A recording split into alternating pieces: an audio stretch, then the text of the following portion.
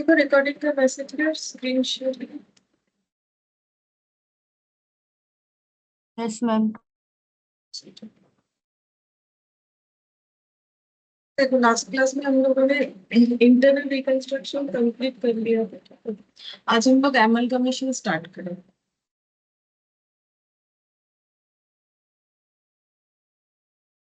तो वेटिंग करो एमलगमेशन।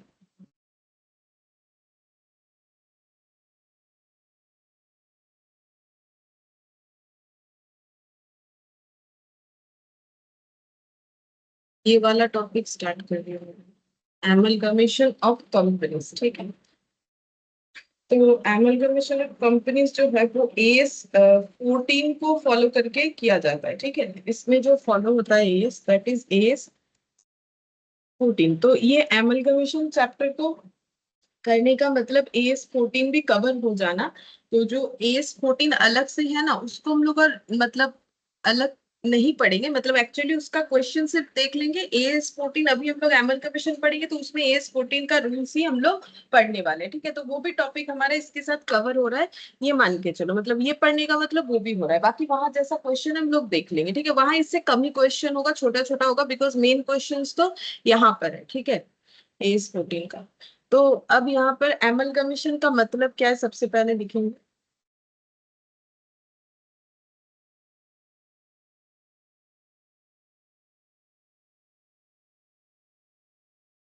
लिखो, एमलगमेशन का मतलब when two or more companies, when two or more companies agree to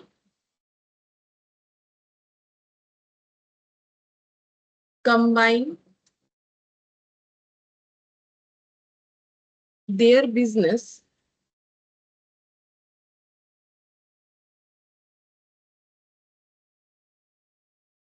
and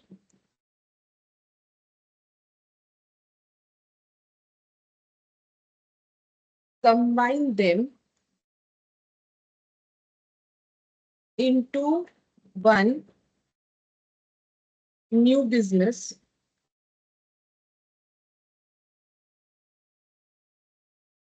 unit। ठीक है, जैसे कि एग्जाम्पल के तौर पे A limited plus B limited equal A B limited. ठीक है, जिसमें ये हो गया ओल्ड कंपनी, ये भी ओल्ड कंपनी, और ये न्यू कंपनी। ठीक है, अब हम समझते हैं हो रहा है। When two or more companies agree to combine their business, दो या उससे ज्यादा कंपनी जब एग्री हो जाते हैं अपने बिजनेस को कंबाइन।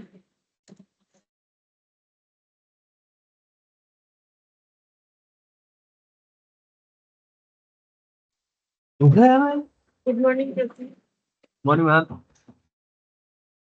देखो, तो एमलगमेशन हम लोग स्टार्ट किए हैं, तो इसमें जस्ट अभी हम लोगों ने ये लिखा है, क्या बोलते हैं उसका डेफिनेशन। तो एमलगमेशन का मतलब होता है, एमलगमेट मतलब मिल जाना। ठीक है, तो देखो एग्जांपल क्या बोल रहा है, दो कंपनी है ए लिमिटेड बी लिमिटेड, जो मिलके ए बी लिमिटेड बन रहा है। तो जो ए बी लिमिटेड है इसको हम लोग बोलेंगे न्यू कंपनी। ठीक है, मतलब अब ए और बी इंडिविजुअली कोई ऑर्गेनाइजेशन या कंपनी जो भी बोलो नहीं रहा, मिलके हो गया है ए बी लिमिटेड। ठीक है, तो ओल्ड कंपनी और ओल्ड कंपनी दोनों मिलके एक न्यू कंपनी हुआ।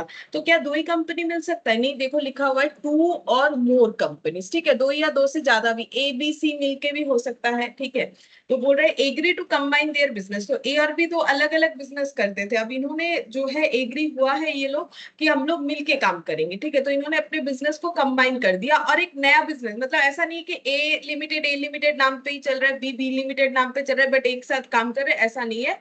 वो ए और बी लिमिटेड ऑर्गेनाइजेशन ही चला गया, मतलब वो पूरा, मतलब क्या बोले, मतलब वो खत्म हो गया। नया जो ऑर्गेनाइजेशन बना उसको हम लोग बोलेंगे ए बी लिमिटेड। ठीक है, तो ये ओल्ड कंपनियां हो गई, ये न्यू कंपनी, ये होता है एमलगमेशन। अच्छा, और क्या होता है यहाँ पर? एब्जॉर्प्शन। ठीक है, इसके बाद हम लोग लिखेंगे एब्जॉर्प्शन। एब्जॉर्प्शन अगर होता है तो उसमें कैसा हो रहा है, देखो इसमें लिखेंगे इट मीन्स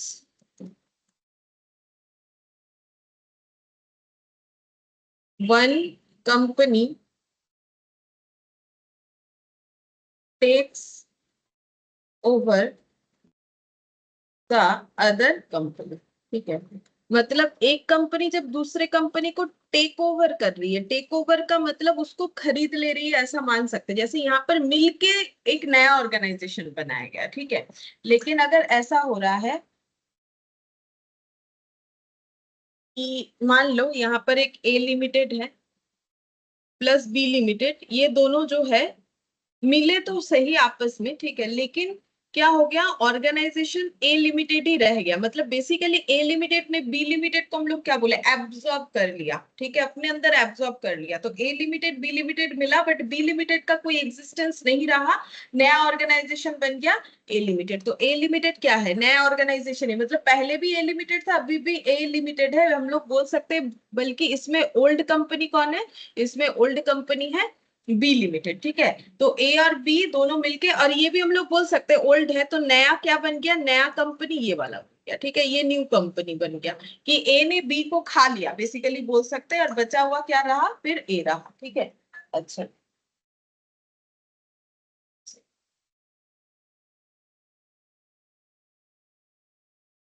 नेटवर्क प्रॉब्लम हो रहा है संग। एक मिनट, एक मिनट,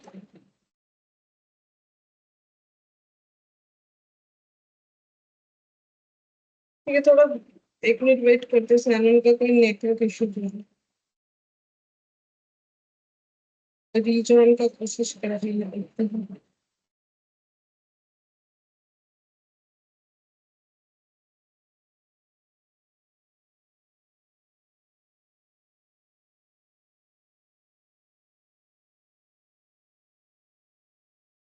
ठीक है, तो देखो ये समझ में आया ना, एमलगमेशन का मतलब ये होता है जब दो कंपनी मिलके एक नया कंपनी बनाती है। एब्जॉर्प्शन का मतलब होता है जब एक कंपनी दूसरे कंपनी को खा जाती है, मतलब दूसरे का एग्जिस्टेंस खत्म, बस अपना एग्जिस्टेंस रह गया, ठीक है। तो ये एब्जॉर्प्शन कहलाता है। और उसके बाद हम लोग लिखेंगे एक्सटर्नल रिकंस्ट्रक्शन, ठीक है, एक्सटर्नल रिकंस्ट्रक्शन। जैसे इंटरनल रिकंस्ट्रक्शन हम लोगों ने लास्ट कंप्लीट किया, अब हम लोग एक्सटर्नल रिकंस्ट्रक्शन क्या होता है वो भी देखेंगे। तो एक्सटर्नल रिकंस्ट्रक्शन का मतलब होता है जैसे बाहर से मेक ओवर, ठीक है, मतलब क्या बोले, जैसे मान लो हम लोग नया कुछ पहनते हैं, नया कोई हेयर स्टाइल करते, कुछ भी करते हैं, ठीक है, तो फिर हमारा बाहर जो है मेकओवर दिखता है ना, ठीक है। तो इसका मतलब ये थोड़ी है कि हम लोग अंदर से तो वही इंसान है, ठीक है, अंदर से वही इंसान है, कुछ और पहन लिया तो कुछ और लगता है, ठीक है। तो वही एक्सटर्नल रिकंस्ट्रक्शन करता है कंपनी, ठीक है।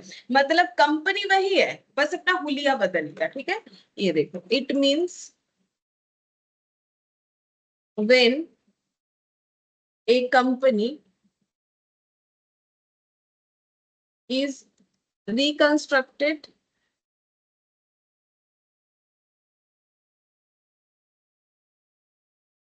to form न्यू कंपनी, ठीक है। इसका मतलब जब एक कंपनी अपने आप को रिकंस्ट्रक्ट करती है और न्यू कंपनी में न्यू कंपनी बना लेती है, जैसे मान लो ए लिमिटेड था, ठीक है, ओल्ड कंपनी, और ये अपने आप को थोड़ा मेकओवर कर लिया, ठीक है, और ए लिमिटेड ही है, ठीक है, वो ए लिमिटेड ही है, बट ये मेरा न्यू कंपनी बन गया, ठीक है, ये मेरा न्यू कंपनी बन गया, अपने आप को थोड़ा चेंज करके। जैसे मान लो अगर ए लिमिटेड हम लोग बोले ऐसे दिख रहा है, ठीक है, और ये वाला ऐसे कर देते। मतलब है अंदर से ए लिमिटेड ही, बस वो बाहर से अपने स्ट्रक्चर को चेंज, मतलब ये तो समझाने के लिए, मतलब ऐसा थोड़ी कि रेक्टेंगल से सर्कल हो जाएगा, ऐसा बात नहीं। ये समझाने के लिए कि एक्सटर्नल बाहरी परिवर्तन है, अंदर का कोई परिवर्तन नहीं है, ठीक है। अगर अंदर से खुद को ठीक करना है, चेंज करना है, तो उसको बोलते हैं इंटरनल रिकंस्ट्रक्शन, जो हम लोग ऑलरेडी पढ़ चुके हैं, ठीक है। ये देखो इंटरनल रिकंस्ट्रक्शन, ये हम लोगों ने लास्ट क्लास में कंप्लीट किया, इंटरनल रिकंस्ट्रक्शन,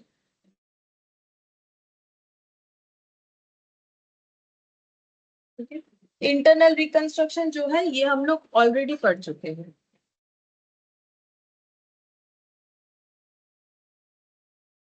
ठीक है। जब कंपनी का जो है लगातार loss loss loss loss loss ऐसे होते ही जाता है, तब कंपनी अपने आप को रिक्वेस्ट करती है अपने शेयर होल्डर वगैरह से, ये तो पूरा टॉपिक है हम लोगों ने किया, फिर अपने आप को अंदर से चेंज करने का कोशिश करती है, तो इसे हम लोग बोलते हैं इंटरनल रिकंस्ट्रक्शन। मतलब हम लोग ऐसे बोल सकते हैं, इसको ड्रॉ करके दिखाएं।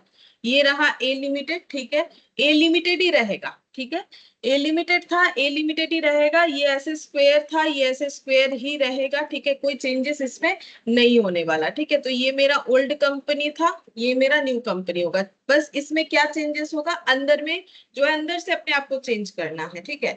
तो जो कि अंदर वाले मतलब अंदर से अपने आप को चेंज करना है, तो बाहरी कोई चेंजेस नहीं होगा ना, जिसको हम लोग बोलते हैं एक्सटर्नल रिकंस्ट्रक्शन। तो एक्सटर्नल रिकंस्ट्रक्शन में क्या है, जैसे हम एक एग्जांपल दे, जैसे होता है ना कि प्रोडक्ट का पहले पैकिंग, जैसे बोरोलिन का देखो ना, बचपन में पैकिंग क्या था, बचपन में पैकिंग हम लोग जब देखे, तुम लोग भी शायद देखे होंगे, ठीक है, मुझे नहीं पता उतना, ऐसे ट्यूब आता था जो कि टीन टीन के ट्यूब में आता था, ठीक है। उसके बाद देखो ये प्लास्टिक के डब्बे में आने लगा, ठीक है। तो क्या ये इसका मतलब बोरोलिन थोड़ी ना चेंज हो गया है, बोरोलिन तो वही है, ठीक है, बस उसका कंटेनर चेंज हो गया है, ठीक है, मतलब वो एक्सटर्नल रिकंस्ट्रक्शन है, ठीक है। मतलब ये एग्जांपल दे रहा है कि वो बाहर से वो पैकेजिंग अलग अलग लग रहा है, ऐसे बहुत सारी चीजों का पैकेजिंग चेंज होते जाता है, जैसे सोप हो गया, शैम्पू हो गया, ठीक है, ऑयल वगैरह हो गया, ठीक है, बहुत सारी चीजों का होता है ना, चीज तो वही है, बस पैकेट अलग करके बोल देता है कि ये नया न्यू, दिस वन न्यू, ठीक है, ऐसे करके बोल देता है, एडवर्टाइजमेंट, ये सब मार्केटिंग स्ट्रेटेजी है, ठीक है। लेकिन चीज तो वही रहता है, चीज में वैसा खास कुछ चेंजेस होता नहीं। तो जैसे मैंने बोला बोरोलिन वाला एग्जांपल, तो वो एक्सटर्नल रिकंस्ट्रक्शन हुआ है, बोरोलिन का कॉम्पोजिशन जैसे बनता था वैसा ही, सेम वैसा ही, उसमें कोई चेंजेस नहीं लाया गया। लेकिन इंटरनल रिकंस्ट्रक्शन का मतलब बोल रहा है कि अंदर से अगर हम लोग चेंज करें तो वो इंटरनल रिकंस्ट्रक्शन होगा। तो यहाँ पर देखो, यहाँ पर देखो, यहाँ एग्जाम्पल कहाँ है मुझे, ये देखो यहाँ पर एमलगमेशन का मतलब बताया है, ठीक है, एमलगमेशन, एब्जॉर्प्शन और एक्सटर्नल रिकंस्ट्रक्शन, ठीक है। तो ये देखो यहाँ पर दिया हुआ है, हम यहाँ से एक बार बता देते हैं, मैंने जो लिखवा है वो वैसे काफी है ये समझाने के लिए। देखो, two or more companies are wound up and a new company is formed to take over their business। जैसे कि मैंने एग्जांपल दिया ए लिमिटेड बी लिमिटेड, तो देखो ए लिमिटेड बी लिमिटेड अपने आप में डिसॉल्व हो जा रहा है, ये खत्म होके ए भी हो रहा है ना, मतलब खत्म, मैंने बोला ना खत्म, खत्म को क्या बोलते हैं, कंपनी खत्म होने से उसे बोलते हैं डिसॉल्व हो जाना, ठीक है। तो डिसॉल्व हो गया, नया बिजनेस बना लिया। बट एब्जॉर्प्शन में क्या होता है, an existing company takes over the business of one or more existing company.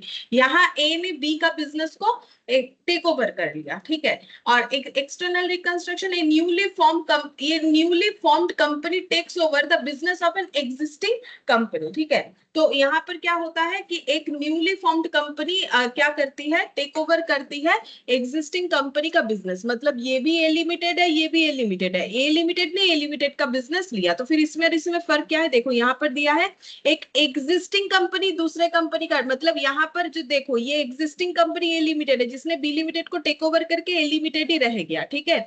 या फिर ऐसे बोल सकते हैं यहाँ पर थोड़ा सा समझाने के लिए, ये मेरा ओल्ड कंपनी है,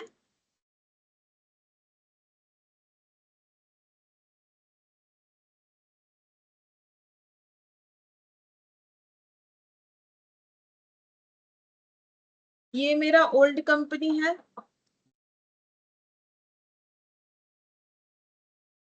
ठीक है, और ये मेरा न्यू कंपनी बन जाएगा,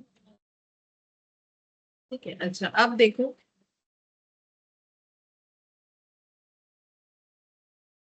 देखो यहाँ पर बोला है कि an existing company takes over the business of one or more existing company दूसरे एग्जिस्टिंग कंपनी का बिजनेस टेक ओवर करती है, लेकिन यहाँ पर एक newly formed company take over करती है एक एग्जिस्टिंग कंपनी का बिजनेस, ठीक है। तो यहाँ पर देखो न्यूली फॉर्म्ड कंपनी एग्जिस्टिंग यानी ओल्ड कंपनी का बिजनेस टेक ओवर कर रही है, यहाँ पर ना एक्चुअली इसको नाम दे सकते हो ओल्ड कंपनी, ठीक है, मतलब ये ए रह गया, ये जो ए पहले था ये ए अब रह गया। अब देखो समझ में आएगा, in this case an existing company takes over the business of one or more existing company.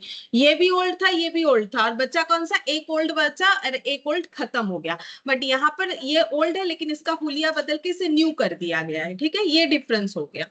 अच्छा, अब यहाँ पर देखो बोल रहा है कि 3 कंपनी होता है एमलगमेशन में नॉर्मली, ठीक है। एब्जॉर्प्शन में 2 कंपनी होता है कम से कम, एटलीस्ट बोला है। और यहाँ पर एक्सटर्नल रिकंस्ट्रक्शन में 2 ही होता है। क्यों? क्योंकि एक कंपनी अपना हुलिया बदल रहा है, तो फिर वहां पर 2 कंपनी का ही इन्वॉल्वमेंट होगा, एक पुराना वाला और एक हुलिया बदल के नया वाला, ठीक है। फिर number of new resultant companies, ठीक है।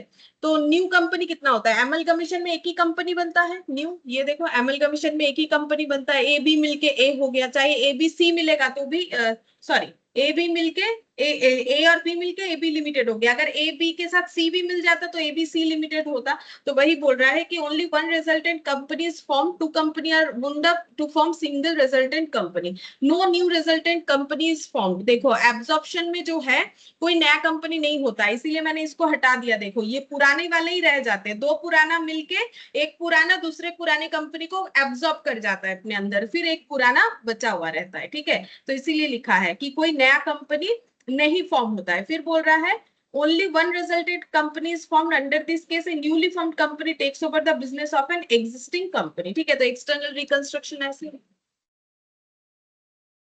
अच्छा, फिर बस यहाँ ऑब्जेक्टिव दिया है, amalgamation is done to cut the competition and reap the economy in the large scale. Actually क्या होता है कि एमलगमेट करके क्या होता है, मान लो कि ए भी सेम ही सेक्टर में काम कर रहा था, ठीक है। तो ये दोनों एक दूसरे के कंपटीटर थे, जब मिल गए तो अपने कंपटीटर को अगर हम लोग अपने साथ मिला के काम करते हैं तो मार्केट में हमारा कंपटीशन कम हो जाएगा। मान लो ये भी ऑटोमोबाइल्स का काम था, इसका भी ऑटोमोबाइल्स का काम था, दोनों मिल गए तो फिर कंपटीशन खत्म। तो एमलगमेशन करके हम लोग कंपटीशन को कट कर सकते हैं, ठीक है।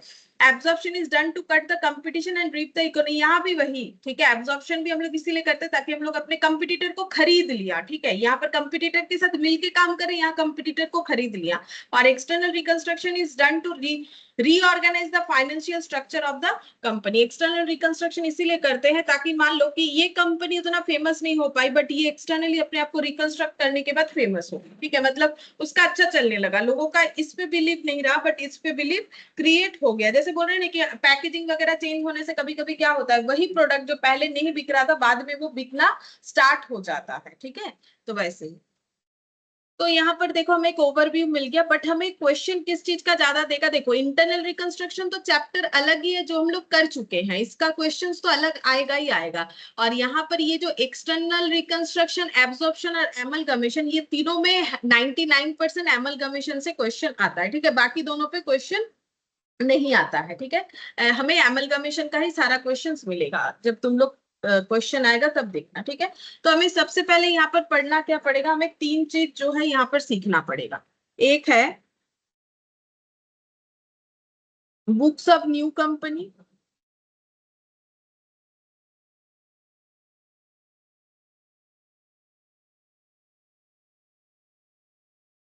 बुक्स ऑफ ओल्ड कंपनी,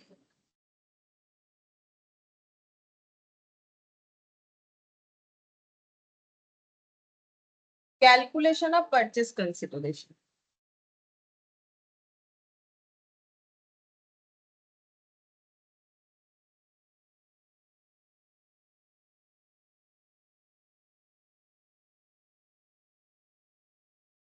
ठीक है, ये 3 चीज हमें पढ़ना पड़ेगा।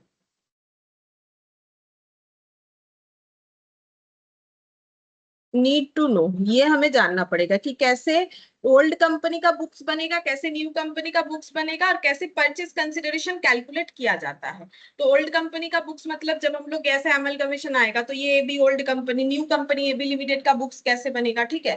और हमें सीखना पड़ेगा कि कैलकुलेशन ऑफ परचेज कंसिडरेशन कैसे होगा। परचेज कंसिडरेशन क्या होता है, लॉ में तुम लोग पढ़े हो कि परचेज कंसिडरेशन का मतलब होता है कि समथिंग इन रिटर्न, ठीक है।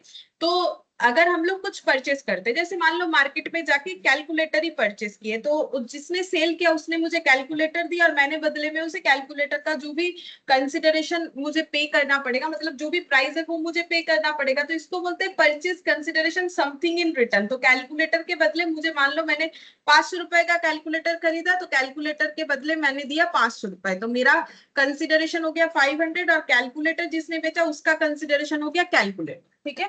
तो अब यहाँ पर हमें क्या क्या पढ़ना पड़ेगा, तो सबसे पहले हम लोग सीखेंगे कैसे परचेस कंसिडरेशन कैलकुलेट होता है, क्योंकि वो कैलकुलेट करना नहीं सीखने से हम लोग बड़ा क्वेश्चन नहीं कर पाएंगे, ठीक है।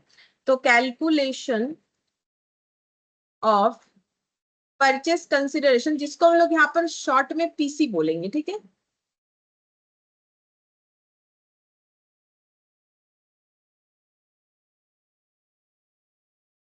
जब हम लोग लिखेंगे इतना बड़ा वर्ड ना लिख के परचेस कंसिडरेशन पीसी बोलेंगे, ठीक है। इसमें हमें दो मेथड सीखना पड़ेगा, एक होता है नेट पेमेंट मेथड, एक होता है नेट एसेट मेथड। लिखो नेट पेमेंट और नेट एसेट।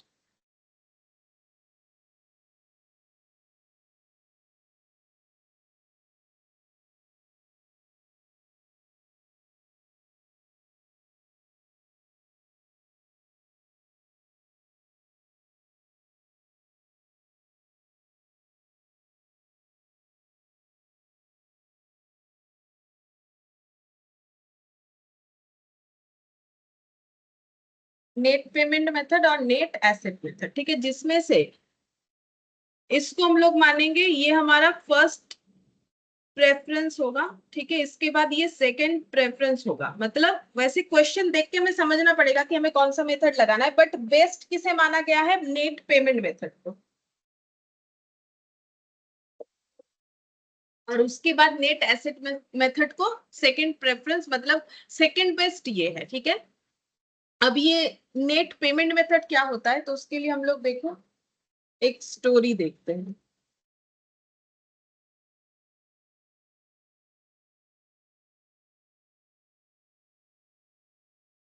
ठीक है।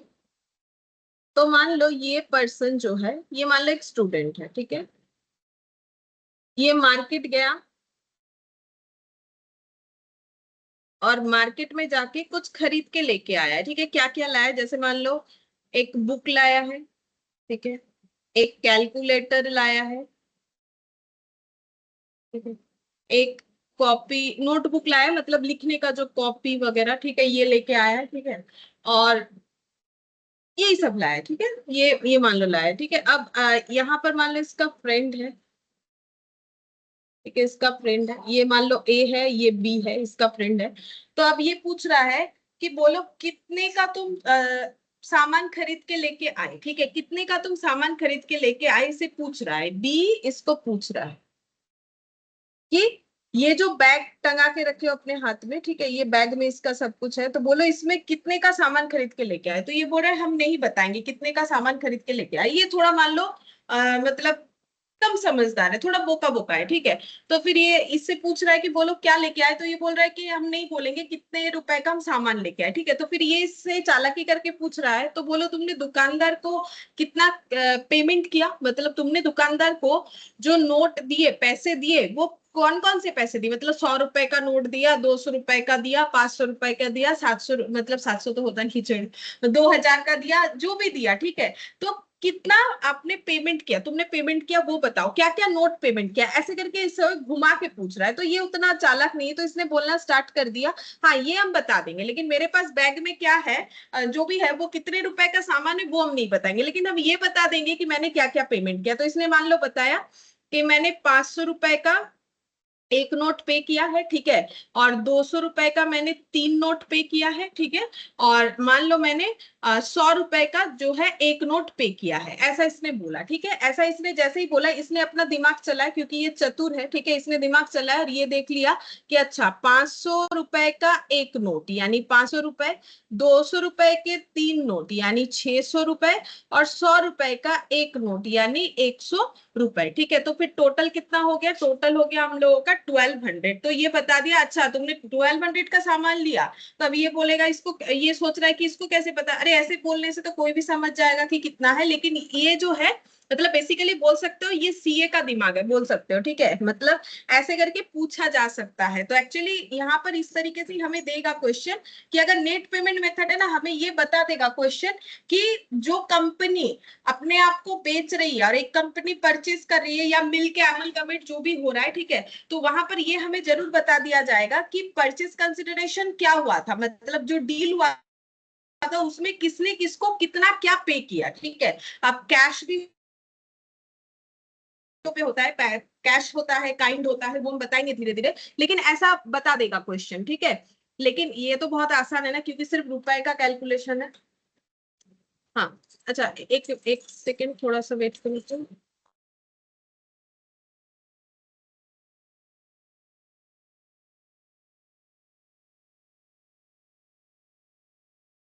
ठीक है, देखो, तो यहाँ पर ये जो है, इसने फिर ये आइडेंटिफाई कर लिया कि अच्छा, इसने 1200 रुपए का सामान खरीदा था, ठीक है, तो इसे बोलते हैं नेट पेमेंट मेथड। अब तुम लोग सोचो कि ये तो आसान है, इसमें क्या प्रॉब्लम है कैलकुलेट करने में? कोई प्रॉब्लम नहीं है, लेकिन हमें ना ऐसा कैश थोड़ी देगा कि इतने रुपए का नोट, उतने रुपए का नोट, हमें शेयर्स देगा, उसमें कैलकुलेशन करना पड़ेगा, तब जाके ये चीज टफ होता है। तो ये हो गया net payment method.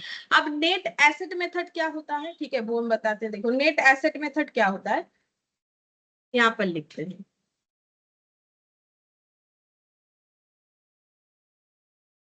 Net asset method में क्या होता है, अब मान लो ये फिर से गया बाजार, ठीक है, ये जो स्टूडेंट है, ठीक है, ये भी स्टूडेंट ही है मान लो, ठीक है, तो ये फिर से बाजार गया और कुछ खरीद के लेके आया, ठीक है, फिर से कुछ खरीद के लेके आया, क्या वही मान लेते हैं, और क्या बोले, ये बुक लाया है, स्टूडेंट को क्या चाहिए, कैलकुलेटर लाया है, ठीक है, और मान लो कॉपी लाया है, ठीक है। अब फिर से ये पूछ रहा है, बोलो बोलो, कितने रुपए का नोट वोट पे किया, तो अब बोल रहा है, अब हम नहीं बोलेंगे क्योंकि लास्ट बार तुमने मुझे बेवकूफ बनाया, तो अब हम नहीं बोलने वाले हैं कि मैंने कितना रुपए जो है दुकानदार को पे किया, कितना नोट मैंने दुकानदार को, कौन सा नोट कितना सारा मैंने पे किया, अब हम नहीं बताएंगे, ठीक है। तब तो ये नेट पेमेंट मेथड से कैलकुलेट कर ही नहीं सकता है, ठीक है, कि ये इसके पास ये बैग में जो सामान है वो कितने रुपए का है, तब इसको फिर से दिमाग लगाना पड़ेगा, ठीक है। तो इसने क्या दिमाग लगाया, बोला बैग मुझे दो ना, बैग में देखते हैं ना क्या है, ठीक है बैग ले लो, लेकिन हम ये नहीं बताएंगे बैग में कितने रुपए का सामान है, बैग देखो, ठीक है। तो इसने बुक बुक लिया, ठीक है, बुक में चेक किया, बुक को चेक किया, उस पे एमआरपी मिलेगा, मान लो बुक पे एमआरपी लिखा हुआ है 570 रुपीज, ठीक है। उसने कैलकुलेटर उठाया, ठीक है, कैलकुलेटर का पैकेट उठाया और उसमें देखा कैलकुलेटर पे लिखा हुआ है यहाँ पर मान लो 630 रुपीज, ठीक है। और ये जो कॉपी है ये, ठीक है, कॉपी, इसमें मान लो लिखा हुआ है 170 रुपीज, ठीक है। तो अब ये टोटल करेगा ऐसे करके 570,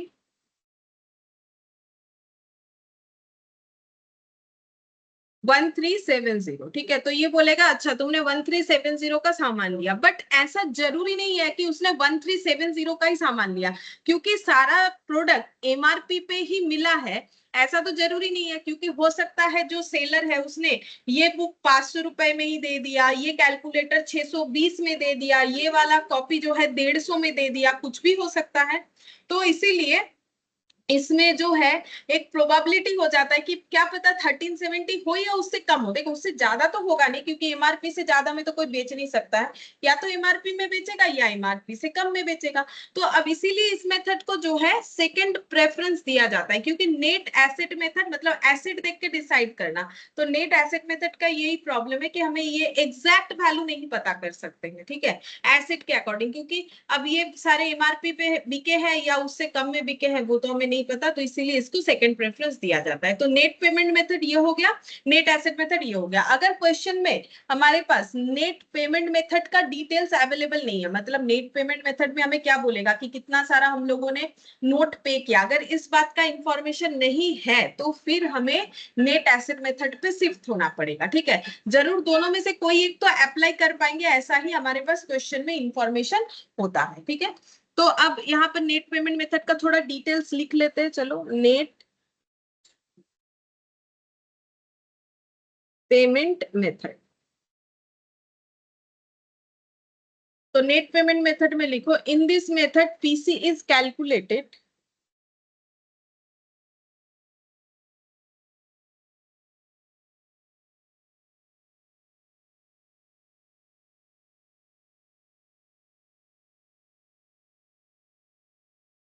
by adding the payment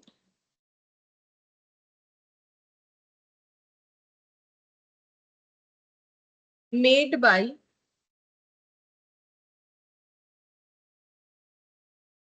new company to shareholders of old company.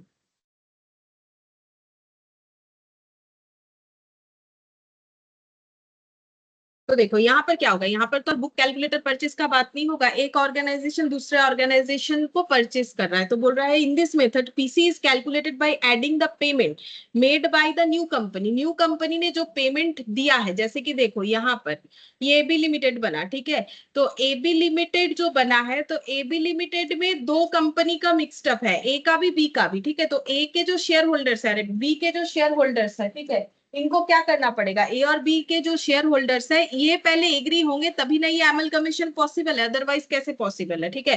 तो अब ए के जो भी शेयर होल्डर थे, मान लो ये लोग थे, ठीक है, बी के जो भी शेयर होल्डर थे, ये अब ए बी के शेयर होल्डर्स बनने वाले हैं, लेकिन इस बात पे तो इन्हें एग्री करना पड़ेगा कि हाँ हम लोग रेडी है ऐसा करने के लिए। अगर ये लोग एग्री नहीं होंगे तब तक तो ये डील होगा नहीं, ठीक है, शेयर होल्डर को भी एग्री होना पड़ेगा, ठीक है। तो वही चीज यहाँ पर बोला है कि जब एक कंपनी जो है दूसरे कंपनी को, मतलब यहाँ पर एबी लिमिटेड जो है वो अपना शेयर होल्ड इनके शेयर होल्डर्स को क्या करेगी, पेमेंट करेगी, ठीक है। अब पेमेंट कैसे करेगी वो डिपेंड करता है, कैश में भी होता है, शेयर्स में भी होता है, डिवेंचर में भी होता है, काफी सारे चीजों में होता है, ठीक है, तो वो भी हम लिखवाएंगे। तो यहाँ पर शेयर होल्डर का मतलब क्या हो जाएगा, नॉर्मली जो ओनर है उनसे ही तो पूछना पड़ेगा, बिजनेस को जब हम लोग बेच रहे हैं तो फिर ओनर से पूछना पड़ेगा, तो ओनर का मतलब तो इक्विटी शेयर होल्डर होता है, बट यहाँ पर प्रेफरेंस शेयर होल्डर को भी लिया जाता है, ठीक है। यहाँ पर शेयर होल्डर का मतलब equity share holder, preference share holder दोनों हो जाएंगे, ठीक है। अच्छा, अब नेक्स्ट इधर लिखेंगे net asset method. Net asset method में कैसे होगा,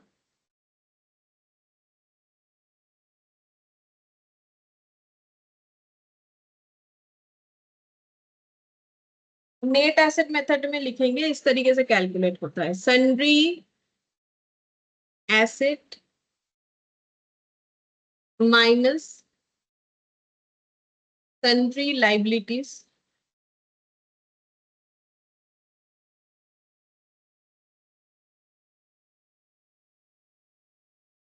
ये हो जाएगा परचेस कंसिडरेशन, ठीक है। और ये कैसे होता है, एग्रीड वैल्यू पे होता है, एग्रीड वैल्यू पे होगा, ठीक है, एग्रीड वैल्यू पे होगा। अच्छा, देखो यहाँ पर नेट एसेट का मतलब ये परचेस कंसिडरेशन क्यों आया, देखो कोई ऑर्गेनाइजेशन जब अपने आप को बेच रहा है, ठीक है, तो मान लो किसी एक ऑर्गेनाइजेशन का 100 रुपए का एसेट है, लेकिन उसका लाइबिलिटी मार्केट में 10 रुपए का है, तो फिर एक्चुअली उसका एसेट का वैल्यू कितना हो गया, 90, ठीक है। तो जो टेक ओवर कर रहा है उसे 90 रुपीज देना पड़ेगा, ठीक है। जैसे मान लो कि किसी ने अपना 100 रुपए का एसेट बेचा, लेकिन उसके रिगार्डिंग 10 रुपए का लाइबिलिटी, तो खरीदने वाले के पास तो 90 रुपए का ही एसेट है, तो उसे 90 रुपीज ही पे करना चाहिए, ठीक है। तो ये रुपीज में मैंने बता दिया, बाकी एसेट की कैलकुलेशन, और हम लोग छोटे छोटे एग्जांपल से ये सारे क्वेश्चंस करेंगे। अब अभी तो हम जस्ट ओवरव्यू दे रहे हैं कि पेमेंट मेथड कैसा होता है, एसेट मेथड कैसा होता है, और पेमेंट मेथड का रूल्स बताया, यहाँ पर शेयर होल्डर को, यहाँ भी शेयर होल्डर को ही दिया जाएगा, बट नेट एसेट मेथड में ऐसे करके कैलकुलेशन होगा।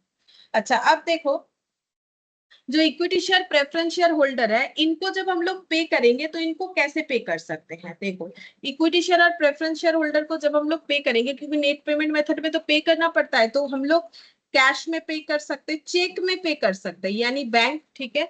अच्छा, शेयर इशू कर सकते हैं कि दूसरे कंपनी में जब आ रहे हो तो आपको शेयर दे दे रहे, ठीक है, डिवेंचर इशू कर सकते हैं।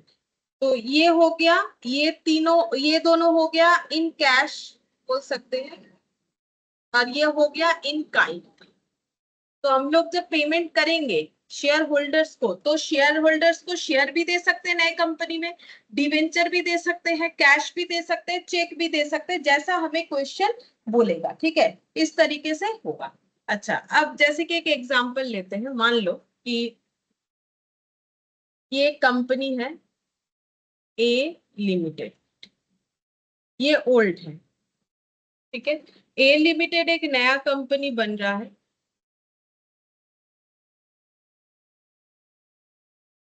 एक नया कंपनी बन रहा है, मान लो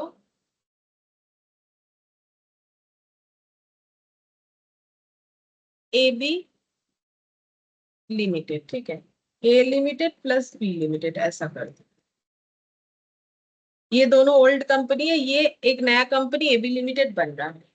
अब इनके जो शेयर होल्डर्स है, ठीक है, इनके शेयर होल्डर्स, तो इन दोनों के मान लो इक्विटी शेयर होल्डर है, इन दोनों के प्रेफरेंस शेयर होल्डर है, इन दोनों के डिवेंचर होल्डर है, इनके क्रेडिटर भी है, तो एक्चुअली तो इन्हीं को पे करना पड़ेगा ना। तो देखो, जो न्यू कंपनी है वो जब ये दो कंपनी को ले रही है, ठीक है, तो फिर वो क्या करेगी, इक्विटी शेयर होल्डर को भी पे करेगी, ठीक है, प्रेफरेंस शेयर होल्डर को भी पे करेगी, डिवेंचर होल्डर को भी पे करेगी, क्रेडिटर को भी पे करेगी। अब मान लो कि इक्विटी शेयर होल्डर को पे किया है 1000 कैश, ठीक है, प्रेफरेंस शेयर होल्डर को पे किया है ₹2000 का, मान लो 2000 का शेयर्स पे किया है, ठीक है, डिवेंचर होल्डर को मान लो पे किया है 4000 रुपए, ठीक है, 4000 कैश, क्रेडिटर को मान लो पे किया है 7000, 7000 नहीं करके इसको हम कर देते 5 कैश, ठीक है, तो बताओ इसका परचेस कंसिडरेशन क्या हो। परचेस कंसिडरेशन का मतलब ए बी लिमिटेड बनने में, देखो परचेस कंसिडरेशन का मतलब क्या होता है कि समथिंग इन रिटर्न, तो इसने ए बी को लेके ए बी बना है, ठीक है, तो मतलब ए और बी मिलके ए बी बना है, तो क्या हुआ, ये दोनों अलग अलग ऑर्गेनाइजेशन थे, अब नया एक ए बी लिमिटेड बनेगा, तो दोनों का पूरा लीगल कंस्ट्रक्शन वगैरह सब तो अलग है ना।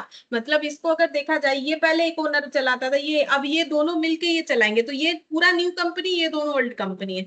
तो एबी लिमिटेड जो कंपनी बन रहा है उसमें इन सबके शेयर होल्डर्स को, डिवेंचर होल्डर को, क्रेडिटर को इतना इतना दिया जाएगा। तो परचेज कंसिडरेशन क्या है, मतलब एबी लिमिटेड बनने में कितना पे करना पड़ा, जैसे कैलकुलेटर लेना है तो मुझे कितना पे करना पड़ा, तो अगर मुझे एबी लिमिटेड बनना है, ठीक है, तो फिर मुझे कितना पे करना पड़ा, 7500। 7500, तो एक बार ये नेट पेमेंट मेथड है कि मैंने पेमेंट बताया, लेकिन यहाँ देखो पेमेंट किसको देने से जो है परचेज कंसिडरेशन माना जाता है।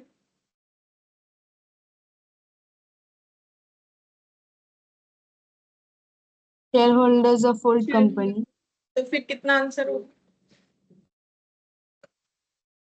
3000, ओनली 3000, ठीक है, यही पूछना था। तो परचेस देखो, ओनर को जो दिया जाएगा उसी, देखो डिवेंचर होल्डर या क्रेडिटर का डिसीजन यहाँ पर मायने नहीं रखता है, एबी लिमिटेड बनना है तो equity share holder preference share holder को मानना पड़ेगा। ये इनके साथ क्या, इनको तो पे करेंगे, ये तो बाहर वाले, इनको पे करेंगे, काम खत्म। हम लोग नया कंपनी बनाए, कुछ भी करे, ये तो आउटसाइडर्स है ना, ये आउटसाइडर है, ये कौन है, आउटसाइडर है, तो इनके लिए थोड़ी ना परचेस कंसिडरेशन कुछ मायने रखता है। मतलब हम ये कहना चाह रहे हैं कि अगर हम लोग ए बी लिमिटेड बनना चाहता है, ए और बी मिलके ए बी लिमिटेड, तो उसमें डिवेंचर होल्डर क्रेडिटर का डिसीजन मायने नहीं रखता है, डिसीजन इनका मायने रखता है, तो इनको जो भी हम लोग पे करेंगे that is called purchase consideration, क्योंकि ये कंपनी के लोग हो गए, ओनर्स हो गए। वैसे प्रेफरेंस शेयर होल्डर हम लोग पता है कि इसका नेचर हाइब्रिड होता है, बट यहाँ पर इसको माना जाएगा, मतलब ओनर की तरह ही ट्रीट करना पड़ेगा। बाकी डिवेंचर होल्डर क्रेडिटर इनके डिसीजन पे कुछ नहीं डिपेंड करता है कि ये मतलब इन ये मानेंगे तो ही एबी लिमिटेड होगा, अदरवाइज नहीं होगा। अगर ये मान गए तो बात खत्म, ये माने या ना माने इनसे पूछेगा ही कोई नहीं, ठीक है, क्योंकि ये तो हो गया डिवेंचर होल्डर और क्रेडिटर, ये तो बाहर वाले। क्रेडिटर को आज पे कर दो, क्रेडिटर क्या बोलेगा, क्रेडिटर तो कुछ बोलेगा नहीं। ए बी बने, बी सी डी बने, उसको क्या फर्क पड़ता है, ठीक है, फर्क तो ओनर लोगों को पड़ेगा। तो यहाँ पर परचेस कंसिडरेशन जब भी कैलकुलेट करोगे तो ये ध्यान रखना है, परचेस कंसिडरेशन मतलब शेयर होल्डर को दिया गया अमाउंट, और शेयर होल्डर को हम लोग कैश दे सकते हैं, इन काइंड भी दे सकते हैं, जैसे कि शेयर्स हो गया, डिवेंचर हो गया, और वही परचेज कंसिडरेशन कहलाएगा। और यहाँ पर शेयर होल्डर मतलब इक्विटी प्रेफरेंस दोनों को लिया जाएगा, ठीक है। अच्छा, अब नेक्स्ट पॉइंट हम लोग पढ़ेंगे, वाइल कैलकुलेटिंग पीसी मतलब purchase consideration we require swap ratio, लिखो हम समझा देंगे। हमें स्वैप रेशियो कैलकुलेट करना पड़ता है। If swap ratio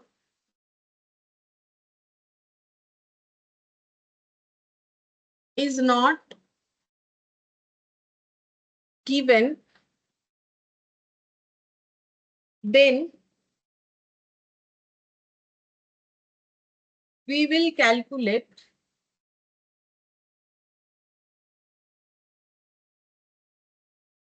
it by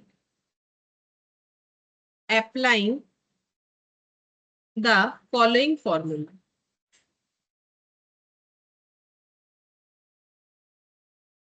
तो देखो यहाँ पर मैंने लिखा है कि हमें स्वैप रेशियो का जरूरत होता है। अभी तुम लोग को पता नहीं है स्वैप रेशियो क्या है, हम बताते हैं। अगर स्वैप रेशियो क्वेश्चन में नहीं है तो हमें एक फॉर्मूला दिया गया है, उसको अप्लाई करके हम लोग स्वैप रेशियो निकाल सकते हैं। तो पहले लिख लेते हैं स्वैप रेशियो कैसे निकाला जाएगा। अगर क्वेश्चन में गिवन नहीं है तो स्वैप रेशियो ऐसे निकाला जाता है, value of old companies share divided by value of new companies share. ठीक है, ये सब कैसे यूज करेंगे सीखेंगे हम लोग धीरे धीरे। फिर यहाँ पर लिखना है द वैल्यू कैन बी। ये जो वैल्यू वैल्यू लिखा हुआ है ना, ये वैल्यू क्या हो सकता है। The value can be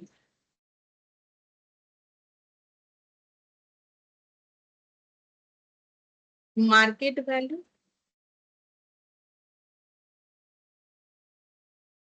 intrinsic value,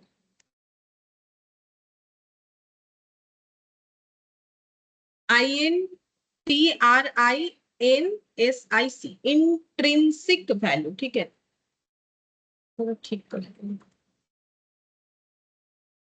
intrinsic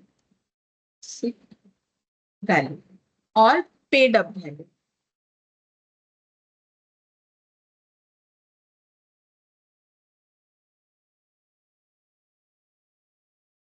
तो ये फर्स्ट प्रेफरेंस है। अगर क्वेश्चन में ये मिल जाए तो वैल्यू में मार्केट वैल्यू लेना चाहिए, ये सेकंड प्रेफरेंस है।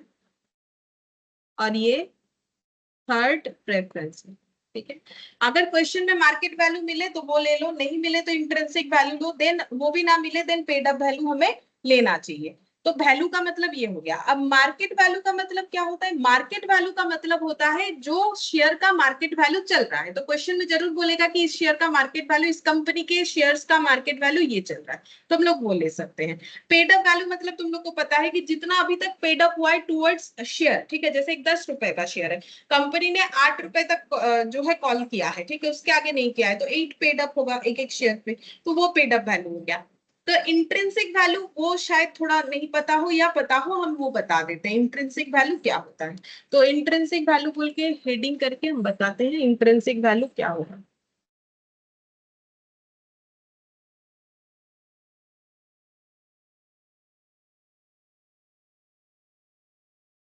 इंट्रिंसिक वैल्यू इज पर share value for equity share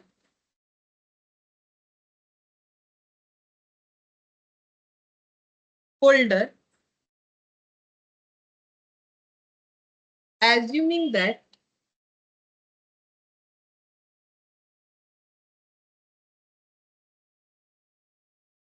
company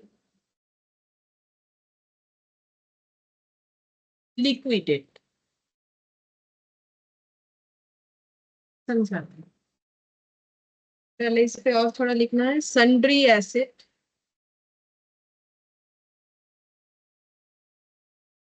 take over value.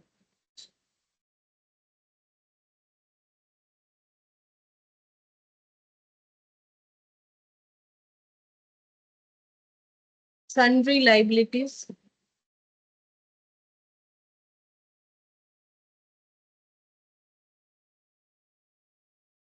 Bracket में take over value. Preference share capital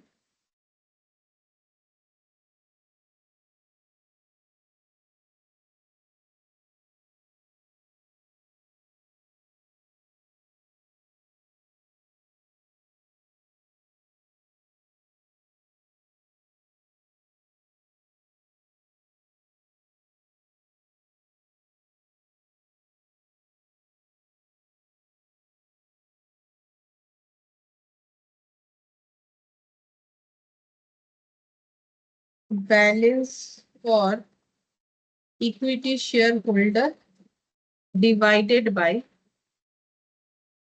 number of equity share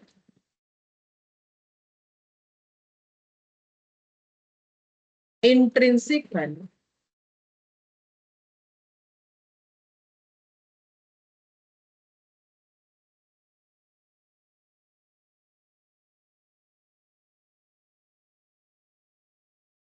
देखो इंट्रिंसिक वैल्यू का मतलब क्या है कि अगर कंपनी बंद हो जाता है, ऐसा मानते हुए कि अगर कंपनी बंद हो जाता है तो एक एक शेयर होल्डर, इक्विटी इक्विटी, ठीक है, एक एक इक्विटी शेयर होल्डर को कितना, एक एक इक्विटी शेयर होल्डर को कितना करके मिल सकता है पर शेयर पे, ठीक है, पर शेयर पे, उसको बोलते हैं इंट्रिंसिक वैल्यू, ठीक है। देखो intrinsic value is per share value for equity shareholder assuming that company liquidated। अगर कंपनी बंद हो जाता है, वही मैंने बोला, वही लिखा हुआ है, अगर कंपनी लिक्विडेट यानी बंद हो जाता है तो एक एक इक्विटी शेयर होल्डर को एक एक शेयर्स पे कितना मिलेगा, उसे बोलते हैं इंट्रिंसिक वैल्यू, ठीक है। तो अब देखो यहाँ पर कैसे करके वो हम लोग कैलकुलेट करेंगे, तो एक ऑर्गेनाइजेशन का कितना एसेट है, ठीक है, जैसे ये बैलेंस शीट देखो, एक ऑर्गेनाइजेशन का कितना एसेट है, एसेट का मतलब फिक्स्ड एसेट, करंट एसेट, ये दोनों मिला के जो आ रहा है इसको हम लोग बोलेंगे टोटल एसेट या सन्ड्री एसेट। अब इसका टेक ओवर वैल्यू क्यों बोला है, क्योंकि कभी कभी ऐसा होता है जब बिजनेस बिकता है, जैसे पार्टनरशिप में रिवैल्यूएशन होता है ना, कि जब नया पार्टनर आता है या रिटायरमेंट होता है, एसेट का वैल्यू बढ़ना कम होना, लाइबिलिटी का वैल्यू कम होना बढ़ना, ठीक है। तो सेम तरीके से जब बिजनेस बिकता है, कोई दूसरा परचेस करता है, तो उस केस में एसेट का वैल्यू भी जो है चेंजेस होता है, जैसे इंक्रीज होना, डिक्रीज होना, ठीक है, चाहे करंट एसेट हो चाहे फिक्स्ड एसेट हो। इसलिए बोल रहे हैं टेक ओवर वैल्यू। जैसे मान लो बिल्डिंग था 1 लाख का, टेक ओवर हो रहा है मान लो 90,000 में, तो टेक ओवर वैल्यू लेना है, टोटल एसेट में हमें क्या लेना है, वो जो टेक ओवर वैल्यू है वो लेना है। तो टोटल एसेट, उससे मुझे क्या माइनस करना है, इधर क्या रहता है, इधर रहता है equity share capital, preference share capital, ठीक है। और क्या हो सकता है, डिवेंचर हो सकता है, मतलब ये सब क्या हो गया, लाइबिलिटी, डिवेंचर हो गया, क्रेडिटर हो गया, जो भी हो गया, ये सब हमारा आउटसाइडर लाइबिलिटी हो जाएगा। इसमें दो पार्ट होता है, current liability, non current liability, तो इसी को हम लोग बोलते हैं सन्ड्री लाइबिलिटीज। ये मेरा पूरा पार्ट क्या हो गया, सन्ड्री लाइबिलिटी हो गया।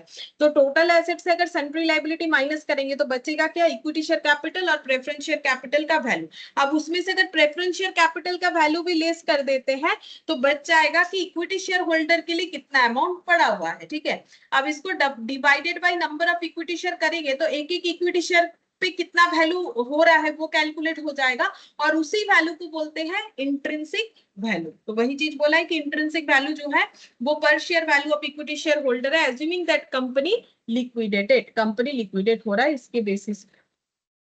अच्छा अब नेक्स्ट देखते हैं।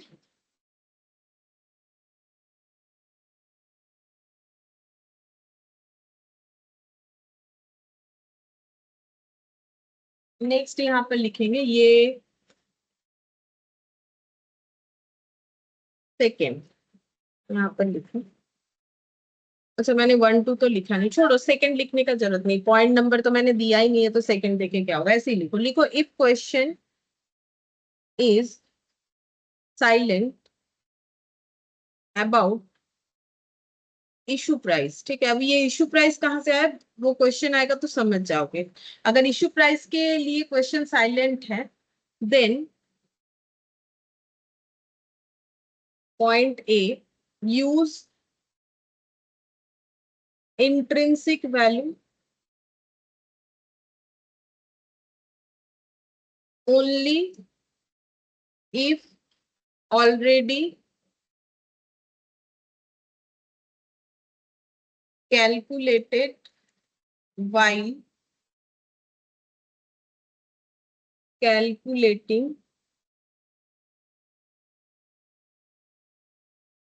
swap ratio, bracket close, that is do not calculate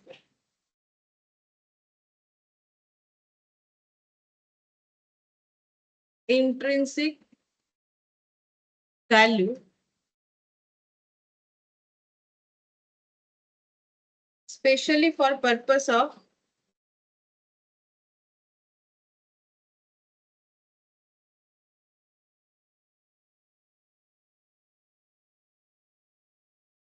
issue price।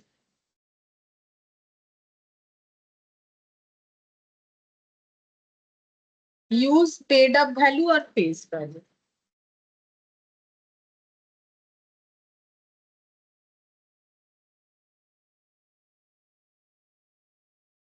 Use paid up value या फेस वैल्यू, ठीक है।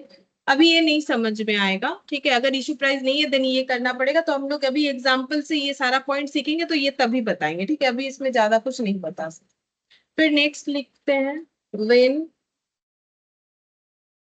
Both swap ratio and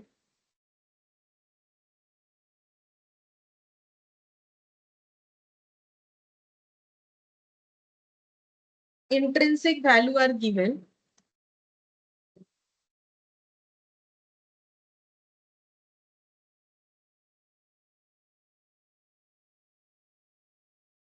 then we have to calculate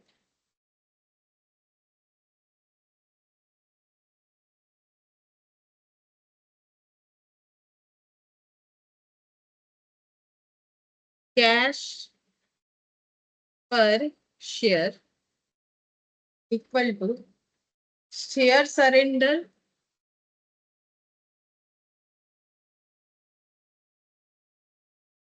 into value of old company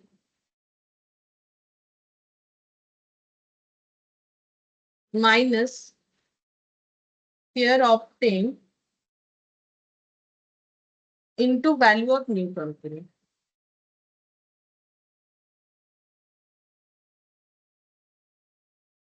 ये भी हम लोग example के साथ ही समझेंगे। अच्छा, इसमें पूरा नहीं हुआ, डिवाइडेड बाय शेयर सरेंडर।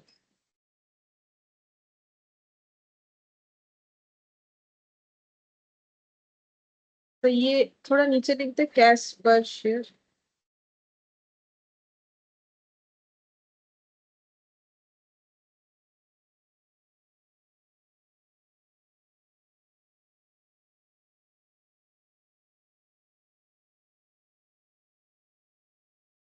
फिर यहाँ पर लिखेंगे, स्टार देखे, cash per share is multiplied by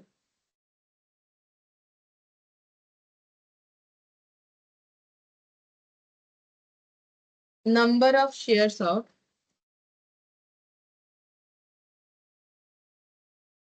old company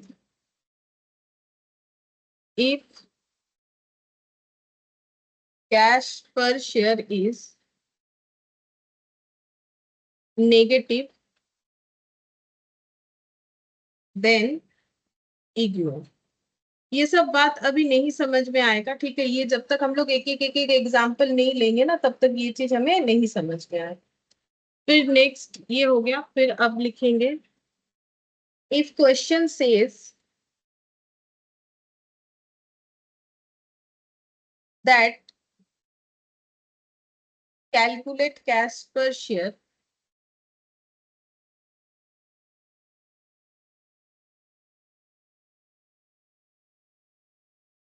that is necessary cash,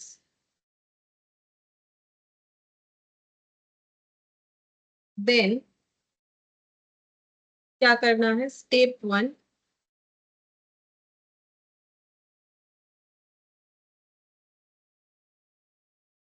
calculate intrinsic value of both companies,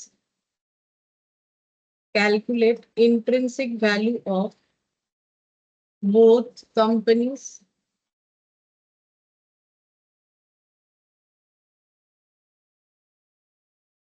calculate cash price per point,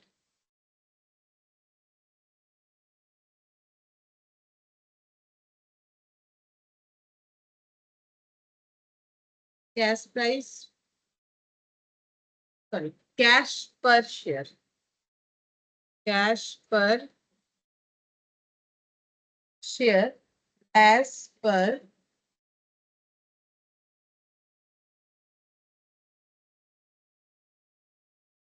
मतलब ये पॉइंट के अकॉर्डिंग। तो मुझे 1 2 लिख लेना चाहिए, नहीं तो हम नहीं समझा पाएंगे। एक काम करते हैं, 1 2 करके हम नंबरिंग कर देते हैं। जैसे मेरा 1 पॉइंट है while calculating PC swap ratio, ये वाला ये दे दो पॉइंट नंबर 1, ठीक है। अच्छा, इसके बाद point number 2, if question is silent, ये वाला ये हो जाएगा पॉइंट नंबर 2 दे दो। फिर इसके बाद if question when both swap ratio, ये वाला ये हो जाएगा 3, ये पॉइंट नंबर 3 दे दो। अच्छा, फिर इफ क्वेश्चन से यहां से दे दो पॉइंट नंबर 4, ठीक है। तो फिर as per point 3, as per point,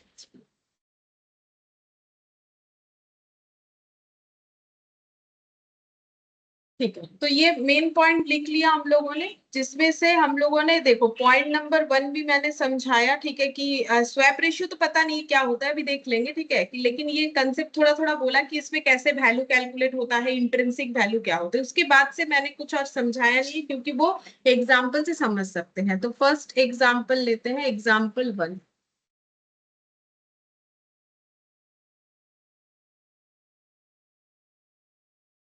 A Limited took over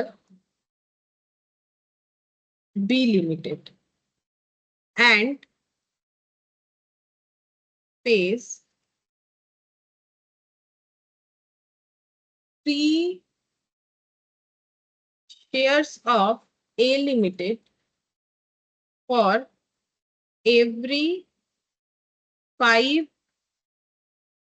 share of B Limited at the rate of 12 per share, rupees 2 per share in cash. Y Limited has 1 lakh equity share, find PC, ठीक है। तो हमें purchase consideration calculate करना है, जैसे कि मैंने बोला आज हम लोग यही सीखेंगे। तो यहाँ पर देखो कंसेप्ट क्या हुआ है, ए लिमिटेड ने बी लिमिटेड को टेक ओवर किया, ठीक है। तो मैंने ये ड्रॉ कर दिया, ये मान लो ए लिमिटेड है, ये बी लिमिटेड है, ठीक है। ए लिमिटेड को टेक ओवर कौन कर रहा है, बी लिमिटेड, मतलब जो बी लिमिटेड है वो परचेज कर रहा है किसको, ए लिमिटेड को। ए लिमिटेड अपने आप को बेच रहा है, तो ये सेलर हो गया, ठीक है। तो 3 शेयर्स ऑफ ए लिमिटेड, अब देखो ये ट्रांजैक्शन तभी पॉसिबल होगा, ये ट्रांजैक्शन तभी पॉसिबल होगा, oh A limited took over B limited बोला है, सॉरी मैंने तो उल्टा लिख दिया, A limited take over B limited बोला है। ए ले रहा है बी को, तो ए कौन है, ए जो है वो न्यू कंपनी है, और बी जो है वो ओल्ड कंपनी, क्योंकि इसके बाद बी का कोई एग्जिस्टेंस नहीं रहेगा। तो 3 shares of A limited for every 5 shares of B limited. तो देखो अब ए बी को खरीद सकता है, लेकिन उसके लिए बी के शेयर होल्डर्स जो खड़े हैं ना, जो मालिक है, उनको तो राजी होना पड़ेगा। मालिक राजी नहीं होगा तो बेचोगे कैसे। जैसे तुम लोग मान लो, तुम लोग के फोन का मालिक तुम लोग, अब फोन बेचना है, तो जब तक तुम लोग रेडी नहीं होगे फोन कैसे बिकेगा, ठीक है। तो वैसे ही जब तक ये जो शेयर होल्डर्स दिख रहा है ना, ये मालिक, ठीक है, तो ये जब तक राजी नहीं होंगे तब तक कैसे होगा। तो इनको राजी कर दिया गया, ये राजी हुए हैं, लेकिन डीलिंग्स कैसे है, 3 shares of A limited for every 5 shares of B limited. मतलब अगर मान लो इनके पास बी लिमिटेड का 5 शेयर था, तो इनको ए लिमिटेड का शेयर होल्डर बनना पड़ेगा। एक्चुअली खरीदने का मतलब ये हो गया कि पहले ये बी के शेयर होल्डर थे, अब ए के हो जाएंगे। तो मुझे एक चीज बोलो, अगर यहाँ पर ऐसे बोला है कि 3 shares of A limited for every 5 shares of B limited, B limited का अगर इनके पास 5 शेयर है, तो ए लिमिटेड का इनके पास कितना शेयर होगा, कंडीशन क्या बोला है, वो तो इंग्लिश पढ़ने से ही पता चलेगा। बोला है ना 3 shares of A limited for every 5 shares of B limited. अगर बी लिमिटेड का 5 शेयर है तो ए लिमिटेड में कितना मिलेगा, 3 शेयर। 3 शेयर मिलेगा, ठीक है। मतलब सीधा बात है, हम बी के शेयर होल्डर है, मेरे पास 5 शेयर है, हम अभी ए में शिफ्ट होंगे, लेकिन मेरे पास कितना शेयर हो जाएगा, 3 शेयर हो जाएगा। तो ये तो कम हो गया, उससे हमें कोई लेना देना नहीं है, कम हुआ ज्यादा हुआ, क्योंकि ऐसा डील हुआ है, ये रेडी हुए हैं, ये राजी है, ठीक है, कि मुझे इससे कोई प्रॉब्लम नहीं है। तो ये हो गया। अच्छा, अब क्या बोल रहा है देखो, बोल रहा है कि 12 पर शेयर करके मिलेगा, तो एक एक शेयर का वैल्यू 12 रुपीज है। तो ये किसके शेयर का वैल्यू बता रहा है, मैम बी लिमिटेड का। बी लिमिटेड का बताएगा, थोड़ा सा पढ़ के एक बार सोचो। जो बेचेगा वो अपना दाम बोलेगा ना। मैम ए लिमिटेड का प्राइस है 12 पर शेयर। जो बेचेगा वो अपना बोलेगा, है ना। बोलो, समझ में आया। Yes ma'am. देखो यहाँ पर वही हम बोल रहे थे कि 3 शेयर्स मतलब ये ऑफर कौन कर रहा है, बोलो ऑफर कौन कर रहा है। ए ऑफर कर रहा है ना कि देखिए आप लोगों को, अगर आप लोगों के पास पुरानी कंपनी का 5 शेयर है तो आपको 3 शेयर मिल जाएगा और एक एक शेयर 12 रुपए वाला देंगे, ठीक है। एक एक शेयर 12 रुपए वाला देंगे। अच्छा, फिर नेक्स्ट देखो क्या बोला है।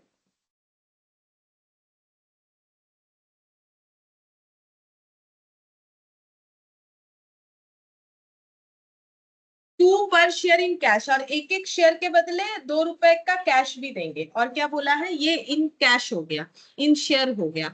और यहाँ पर देखो इसका मतलब इससे हम लोग विचार करते हैं, ठीक है। इनको 3 शेयर मिल जाएगा और कैश मिलेगा। तो बोलो अगर इसके पास 5 शेयर था, इसे 3 शेयर मिल गया और कैश टोटल कितना मिलेगा, बोला है कि 2 पर शेयर कैश मिलेगा। 3 शेयर्स मिलेगा 12 रुपीज वाला, और एक एक शेयर्स पे 2 रुपए का कैश मिलेगा, तो टोटल कैश कितना मिलेगा। मतलब इस एक इंसान के बारे में बोल रहे हैं जिसके पास पहले 5 शेयर था, अभी 3 शेयर होगा ए लिमिटेड का 12 रुपए वाला, और एक एक शेयर के लिए 2 रुपए मिलेगा, तो इसे टोटल कैश कितना मिलेगा। अरे बोलो, ऐसा मत सोचो बहुत कम हो रहा है, क्योंकि मैंने तो 5 के बदले 3, वो एक ही जन का हिसाब दिया ना, तो बोलो। एक शेयर के बदले 2 रुपए, तो जितना शेयर मिला उसके एक एक शेयर पे 2-2 रुपए करके कितना होगा। Ma'am total 42 rupees. 42 कैसे, मतलब क्यों 42 वो बोलो। मैम ये कौन से, हाँ बोलो। 3, मैम 3 शेयर उसको मिल रहा है और उसके लिए 2 रुपीज मिलेगा, तो 3 शेयर इंटू 2 6 शेयर्स हुआ। 6 और शेयर्स हुआ कि 6 रुपीज हुआ। मैम 6 रुपीज हुआ। और पांच तो शेयर बस पांच इतना ही तो मिलेगा। ये 5 शेयर क्यों कैलकुलेट कर रहे हो, अगर मेरे पास 5 है तभी ना मुझे नए में 3 मिलेगा, ये तो कंडीशन है। 5 वो रहेगा, 5 तो पुराने कंपनी का शेयर था, मतलब अगर ये नए कंपनी में शेयर होल्डर बनेंगे तो कंडीशन ये है, आपके पास 5 है तो आपको 3 मिलेगा। मान लो इसके पास 10 शेयर था, तो यहाँ पर इसको कितना शेयर, अब ये 5 शेयर थोड़ी ना रहेगा, इसके बदले ही तो इसे 3 मिल रहा है। अगर इसके पास 10 शेयर था तो कितना शेयर मिलेगा इसे फिर, अगर इसके पास 10 शेयर था तो इसको कितना शेयर मिलेगा नए वाले कंपनी में, ये तो कंडीशन है।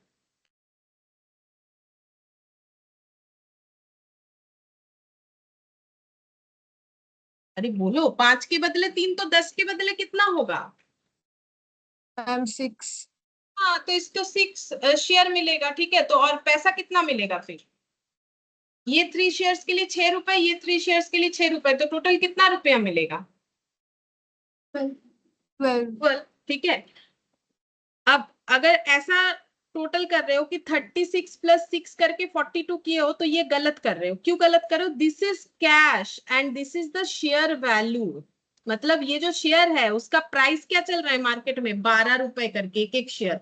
तो वो कैश थोड़ी ना है, तुम लोगों ने कोई शेयर खरीदा जिसका मार्केट में वैल्यू चल रहा है मान लो 100 रुपए करके, ठीक है। तो तुम लोगों के पास 100 रुपए का शेयर है, 100 रुपए भी नहीं हुआ, अगर शेयर बेच दोगे तो 100 रुपए आएगा। तो यहाँ पर ये अलग हुआ ना, तो वही तो मैंने समझाया कि कैश में भी दे सकते हैं, काइंड में भी दे सकते हैं। तो इस कंपनी ने 2 तरीके से दिया, इक्विटी शेयर होल्डर को शेयर भी दिया और इक्विटी शेयर होल्डर को कैश भी दिया, ठीक है।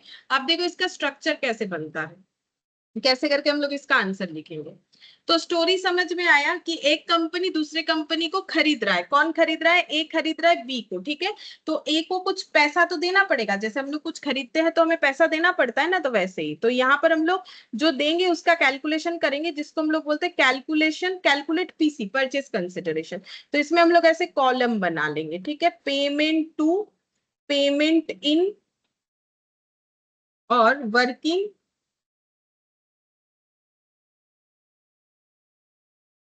और अमाउंट, ठीक है। तो बोलो किस, पेमेंट टू मतलब किसको पेमेंट कर रहे हैं, ठीक है। पेमेंट टू मतलब चाहो तो यहाँ पर लिख लो अपने हिसाब से, हिंदी में या बंगाली में जिसको जो भी लिखना है लिख लो, ऐसा कोई बात नहीं है कि लिखने से कुछ होगा। हम भी लिखते थे, तुम लोग भी लिखो, याद रहेगा। पेमेंट टू मतलब किसको पे करना है, तो बोलो किसको पे कर रहा है यहाँ पर, ए लिमिटेड बी लिमिटेड के किनको पे कर रहा है, किनका बात हुआ, मैम बी लिमिटेड। बोलो किनको पे कर रहा है, बी लिमिटेड के किसको पे कर रहा है, ये लोग कौन थे, ये जो मैंने इंसान बनाए ये लोग कौन थे, इनको पे कर रहा है ना, कंपनी तो इंसान है नहीं, वो तो आर्टिफिशियल पर्सन है, पे किसको करेगा, शेयर होल्डर्स को। शेयर होल्डर्स को। तो यहाँ पर कुछ नहीं बोला है तो कौन से शेयर होल्डर मानेंगे, यहाँ बोला है इक्विटी शेयर्स, बोलो कौन से शेयर होल्डर का बात हुआ है। Equity share holders. हाँ, तो पेमेंट किसको होगा, इक्विटी शेयर होल्डर्स, ठीक है, मतलब इंसान का बात हो रहा है, इक्विटी शेयर होल्डर, और कौन से कंपनी के इक्विटी शेयर होल्डर को पे किया जाएगा, बी कंपनी। बी लिमिटेड, ठीक है। अच्छा, पेमेंट इन, बोलो इक्विटी शेयर होल्डर को हम लोग कैसे पे कर रहे हैं, क्या क्या पे कर रहे हैं। मैम कैश और शेयर्स दोनों ही। हाँ, तो दोनों ही पे कर रहे हैं, तो कैश पे कर रहे हैं, और यहाँ पर नीचे लिख देते हैं इक्विटी शेयर भी पे कर रहे हैं, ठीक है, equity shares of A limited ऐसे लिख देते हैं। तो बी लिमिटेड की इक्विटी शेयर होल्डर को हम लोग क्या पे कर रहे हैं, कैश पे कर रहे हैं, और इक्विटी शेयर पे कर रहे हैं ए लिमिटेड का, ठीक है। तो यहाँ पर भी लिख दे equity share holder of B limited, ठीक है। अच्छा, अब हम लोग यहाँ पर वर्किंग्स बनाएंगे, ठीक है, कि कितना हो रहा है। अच्छा, अब मुझे एक चीज बोलो कि यहाँ पर क्या बोला था, कितने शेयर्स के बदले यहाँ पर कितना शेयर मिलेगा, अगर ओल्ड कंपनी का 5 शेयर है तो न्यू कंपनी का कितना शेयर मिलेगा, 3। आप देखो वाई लिमिटेड, सॉरी वाई लिख दिया मैंने यहाँ पर गलती से, ठीक है। अगर मान लो बी लिमिटेड का 1 लाख इक्विटी शेयर है, 1 लाख इक्विटी शेयर्स है, ठीक है, तो फिर मुझे बोलो कि नए कंपनी में कितने शेयर्स इशू करने पड़ेंगे, मतलब देखो अगर किसी के पास 5 है तो उसे 3 मिलेगा ना, तो अगर बी लिमिटेड के टोटल इक्विटी शेयर्स कितने हैं, 1 लाख है, बी लिमिटेड का टोटल इक्विटी शेयर 1 लाख है, तो ए लिमिटेड को कितना शेयर इशू करना पड़ेगा, अगर 5 शेयर है तो किसी के पास 3 देना पड़ेगा, और अगर टोटल में बी लिमिटेड बोल रहा है कि मेरे टोटल 1 लाख इक्विटी शेयर्स हैं, तो फिर ए लिमिटेड को कितना शेयर इशू करना पड़ेगा, बोलो। बचपन में यूनिटरी मेथड नहीं किया, 5 के बदले 3, 1 के बदले 3/5, तो 1 लाख के बदले बोलो क्या होगा, मैम 1000।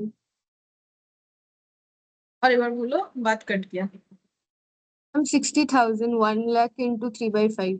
60,000, तो 60,000 क्या निकल के आया, नंबर ऑफ शेयर्स जो ए लिमिटेड को देना पड़ेगा बी लिमिटेड के इक्विटी शेयर होल्डर को, अगर उसे बी लिमिटेड को परचेज करना है, यही कैलकुलेशन, मतलब यही एग्रीमेंट हुआ है बोल सकते हैं, ठीक है। तो यहाँ पर वर्किंग में कैसे लिखेंगे, ये वाला कर लिया मैंने पहले, 3/5 इंटू 1 लाख, तो इससे हमें क्या मिला, नंबर ऑफ शेयर्स, इससे हमें क्या मिला, नंबर ऑफ शेयर्स, ये क्या है, ये है number of share of old company, यहाँ ओल्ड कंपनी कौन है, बी लिमिटेड, और 3/5 को हम लोग यहाँ पर क्या बोलेंगे, स्वैप रेशियो। अब स्वैप रेशियो से मैच करवा के बताते, स्वैप रेशियो, ठीक है। तो ये पूरा swap ratio into number of shares of old company calculate करने से क्या निकल के आता है, number of shares of new company, बोलो आया कि नहीं। अगर हम लोगों ने स्वैप रेशियो हम बताते, पहले तुम लोग ये बोलो 3/5 इंटू 1 लाख करने से ये जो 60,000 निकल के आया, ये क्या निकल के आया, ये ए ने कैलकुलेट किया कि मैंने तो कंडीशन ये दिया था कि अगर आपके पास, आपके एक शेयर होल्डर के पास 5 शेयर है तो मेरे कंपनी में उनको 3 शेयर मिल जाएगा, बताइए आपका टोटल इक्विटी शेयर कितना है, तो उन्होंने बोला 1 लाख है, तो फिर ए ने कैलकुलेट कर लिया कि मुझे 60,000 शेयर, इसका मतलब इशू करना पड़ेगा बी लिमिटेड के शेयर होल्डर्स को, तो इसका मतलब 60,000 क्या हो गया, एक कंपनी का शेयर्स का वैल्यू, तो number of shares in new company, ठीक है, ऑफ न्यू कंपनी, और ये 1 लाख हो गया number of shares of old company, और 3/5 स्वैप रेशियो, स्वैप रेशियो दिखा देते क्या होता है, पहले बोलो ये और ये पॉइंट समझ में आया कि नहीं, और ये स्वैप रेशियो को इग्नोर करते हैं तो बाकी सारा चीज समझ में आया कि नहीं, कैलकुलेशन, और ये क्यों न्यू हुआ, ये क्यों ओल्ड हुआ, बोलो समझ में आया। Yes ma'am. तो 3/5 स्वैप रेशियो क्यों है, देख लो स्वैप रेशियो क्या बोला था, देखो स्वैप रेशियो के बारे में हमें यहाँ पर दिया था, while calculating PC we require swap ratio, हमें स्वैप रेशियो चाहिए। और अगर स्वैप रेशियो हमारे पास क्वेश्चन में नहीं है, जो कि नहीं था, हमें कोई रेशियो क्वेश्चन में नहीं दिया हुआ था, तो हम लोग इस फॉर्मूले से निकाल सकते हैं, value of old company shares divided by value of new company share. ठीक है, तो यहाँ पर वैल्यू का मतलब ये सब था। तो अब इस क्वेश्चन में देखो हमारे पास क्या प्रॉब्लम था, इस क्वेश्चन में value of old company share हमारे पास अवेलेबल नहीं था, but value of new company available था। बोलो तो value of new company share कितना था? मैम 2 पर शेयर। नहीं, ये तो पैसा देंगे, पैसा शेयर होल्डर को पैसा देंगे। पर शेयर। 12 रुपीज ये शेयर का वैल्यू है। ये जो है ये पर शेयर इन कैश का मतलब है कि आपको शेयर भी मिलेगा और एक शेयर के बदले 2 रुपए भी मिलेगा। मतलब ये जो है ये शेयर होल्डर दो चीज लेके जाएगा, हाथ में शेयर भी लेगा और साथ ही साथ पैसा भी लेके जाएगा। ठीक है, वो शेयर के बदले। तो ये लोग दो तरीके से पेमेंट कर रहे हैं, दो मोड से पेमेंट कर रहे हैं। ठीक है, शेयर भी पकड़ा रहे हैं और साथ ही साथ जो है कैश भी पकड़ा रहे हैं। ठीक है, ये हो गया। अब यहाँ पर हम लोग ये स्वैप रेशियो का फॉर्मूला जो है वैल्यू के हिसाब से नहीं लगा पाए, बिकॉज हमारे पास न्यू कंपनी के शेयर का वैल्यू 12 था, बट ओल्ड कंपनी वाला हमारे पास मिसिंग था। ठीक है, तो इसके बदले हमारे पास नंबर ऑफ शेयर्स अवेलेबल था कि कितने के बदले कितना, तो इसीलिए मैंने देखो नंबर ऑफ शेयर से कर दिया। तो अगर हमारे पास वैल्यू अवेलेबल नहीं है देन हम लोग नंबर ऑफ शेयर से कर सकते हैं। ठीक है, यूज इन ये वाला नहीं है, ये वाला नहीं होगा यहाँ पर, ये सबसे कैलकुलेट नहीं होगा। तो देखो मैंने यहाँ पर जैसे बताया, तो वैल्यू की जगह नंबर लगा सकते हैं, उसमें कोई प्रॉब्लम नहीं है, वैल्यू की जगह नंबर लगा सकते हैं अगर वैल्यू हमारे पास मिसिंग है तो। और ये 2 रुपए और ये 12 रुपए में फर्क होता है। 12 रुपए ये शेयर है, शेयर का प्राइस 12 रुपए, और 2 रुपया कैश मिलेगा। ठीक है, जैसे अगर मान लो हम लोगों ने कुछ खरीदा कहीं से, ठीक है, तो हम लोगों ने, या फिर मान लो हम लोगों ने कुछ बेचा, जैसे बचपन में कभी डिवेंचर का क्वेश्चन या ये शेयर का क्वेश्चन नहीं किया हो कि हम लोगों ने सप्लायर से एक बेंच, मान लो एक बेंच खरीदा, या फिर एक मान लो एसेट खरीदा, मशीन खरीदा, तो हम लोगों ने क्या किया, मशीन था 5 लाख रुपए का, तो हम लोगों ने 2.5 लाख रुपए कैश दे दिए, 2.5 लाख रुपए का शेयर दे दिया। वैसे ही यहाँ पर कर रहा है, कुछ कैश दे दिया और कुछ शेयर दे रहा है। तो ये कैलकुलेट होके आ गया। अगर हमारे पास वैल्यू अवेलेबल नहीं है देन हम लोग नंबर का यूज करेंगे। ठीक है, अच्छा अब बोलो यहाँ पर कि कैश कितना देना पड़ेगा, कैश कितना देना पड़ेगा। तो 1 लाख शेयर्स है,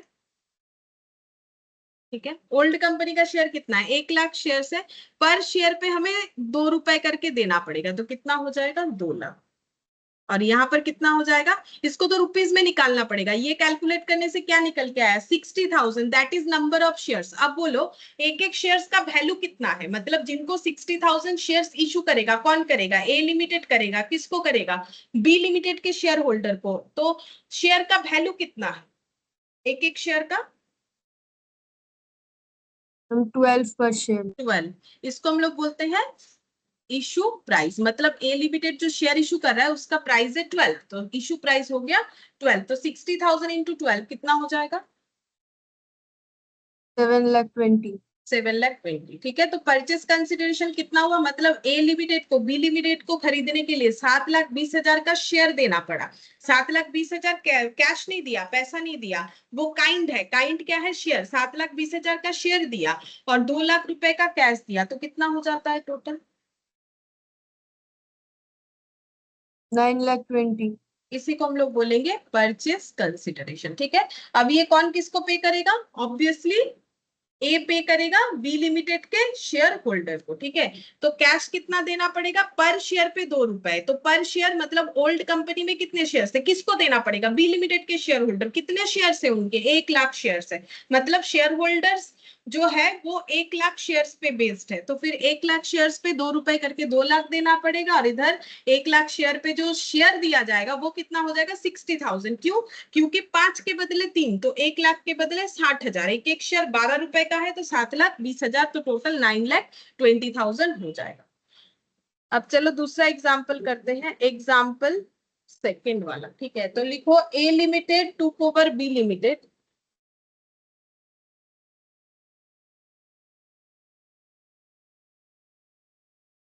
and pays free equity shares for every 4 preference shares of B Limited at the rate of ₹15 each. फिर second, 4 preference share of 4 preference share for every 5 equity shares of B Limited at the rate of 17 each. C, ₹3 per share in cash. B Limited has 1 lakh equity share and 50,000 preference share. Find PC. हमें purchase consideration find out करना, ठीक है। तो ये बता सकते हैं ये कौन से मेथड से हम लोगों ने आंसर किया? पहले वाला नेट पेमेंट की नेट एसेट मेथड। क्या हमें यहाँ पर बता दिया था कि हम लोगों ने कितना कितना क्या पेमेंट किया? तो नेट पेमेंट मेथड। अगर नहीं बताया था तो फिर नेट एसेट मेथड। बोलो, हमें बता दिया था कि हम लोगों ने क्या पेमेंट किया? ये स्टोरी याद है ना? ये फ्रेंड वाला स्टोरी याद है ना कि उसने बेवकूफ बनाया और पूछा कि बोलो कि तुमने कितना कितना रुपए का नोट पे किया?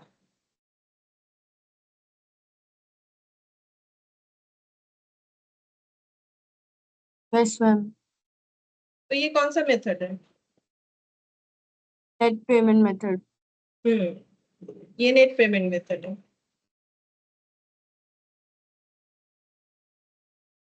अच्छा, अब देखो ये वाला क्वेश्चन या ये वाला क्वेश्चन फिर क्या है? नेट पेमेंट से होगा कि नेट एसेट से? पहले पढ़ लो क्वेश्चन यहाँ पर क्या बोला है। बोला है कि ए लिमिटेड ने बी लिमिटेड को टेक ओवर किया एंड पेज। बता दिया है क्या क्या पे किया है। देखो क्या क्या पे किया है, पहले मुझे मोड बताओ, ठीक है। ए लिमिटेड जो है वो ले रहा है, किसको ले रहा है? बी लिमिटेड को, ठीक है। और बी लिमिटेड को क्या क्या पे कर रहा है? देखो पहले बोला है 3 equity shares for every 4 preference shares of B limited at the rate of 15 each. इसका मतलब मुझे एक चीज बोलो कि किसको कितना पे किया जा रहा है?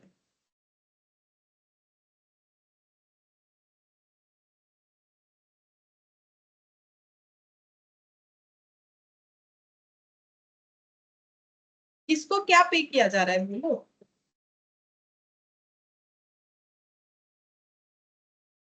मैम बी लिमिटेड के शेयर होल्डर्स के पास अगर बी लिमिटेड का 4 प्रेफरेंस शेयर है तो उनको 3 इक्विटी शेयर मिलेगा ए लिमिटेड का। हाँ, 3 equity shares for every 4 preference share. मतलब पे किसको किया जा रहा है? प्रेफरेंस शेयर होल्डर को, है ना?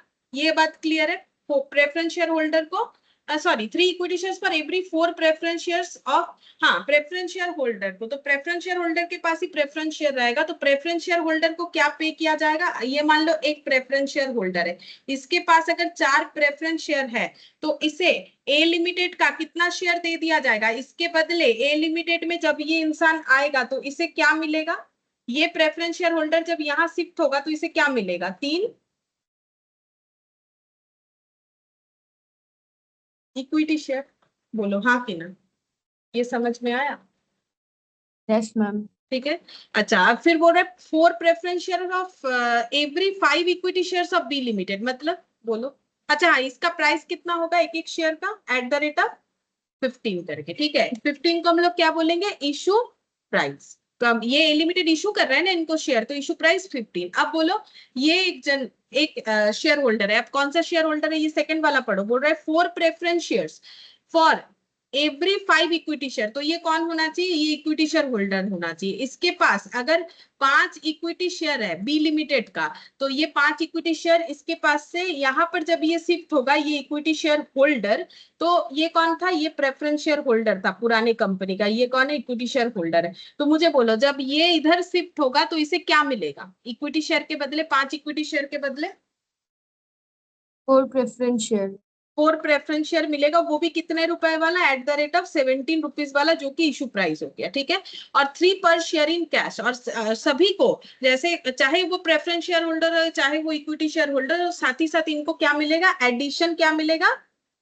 ₹3 पर शेयर, एक शेयर पे 3 रुपीज मिलेगा, ठीक है। तो ये तो मैंने एक इक्विटी शेयर होल्डर और एक प्रेफरेंस शेयर होल्डर का बात बोला। अब अगर 1 लाख इक्विटी शेयर है तो कितना इक्विटी शेयर प्रेफरेंस शेयर मिलेगा, और अगर 50,000 प्रेफरेंस शेयर है तो कितना इक्विटी शेयर मिलेगा, क्योंकि इन्हें तो उल्टा मिल रहा है ना, इक्विटी वाले को प्रेफरेंस मिल रहा है, प्रेफरेंस वाले को इक्विटी मिल रहा है। तो अभी हम लोग इसका स्ट्रक्चर बना लें सबसे पहले। तो यहाँ पर लिखेंगे पेमेंट इन, ठीक है, पेमेंट टू, ऐसे करके payment in, sorry payment to payment in, पहले payment to, payment to payment in, working और अमाउंट, ठीक है। तो सबसे पहले किसका बात हुआ है, प्रेफरेंस शेयर होल्डर का। ये देखो प्रेफरेंस शेयर होल्डर, तो पेमेंट टू किसका होगा, प्रेफरेंस शेयर होल्डर ऑफ कौन सा company, preference share holder of B limited. Preference share holder of B limited को क्या मिलेगा, बोलो क्या मिलेगा, इक्विटी शेयर, ठीक है। अच्छा, और equity share holder of B limited को क्या मिलेगा, बोलो क्या मिलेगा, प्रेफरेंस शेयर। Preference share. और ये इक्विटी शेयर इनको कौन सी कंपनी का मिलेगा,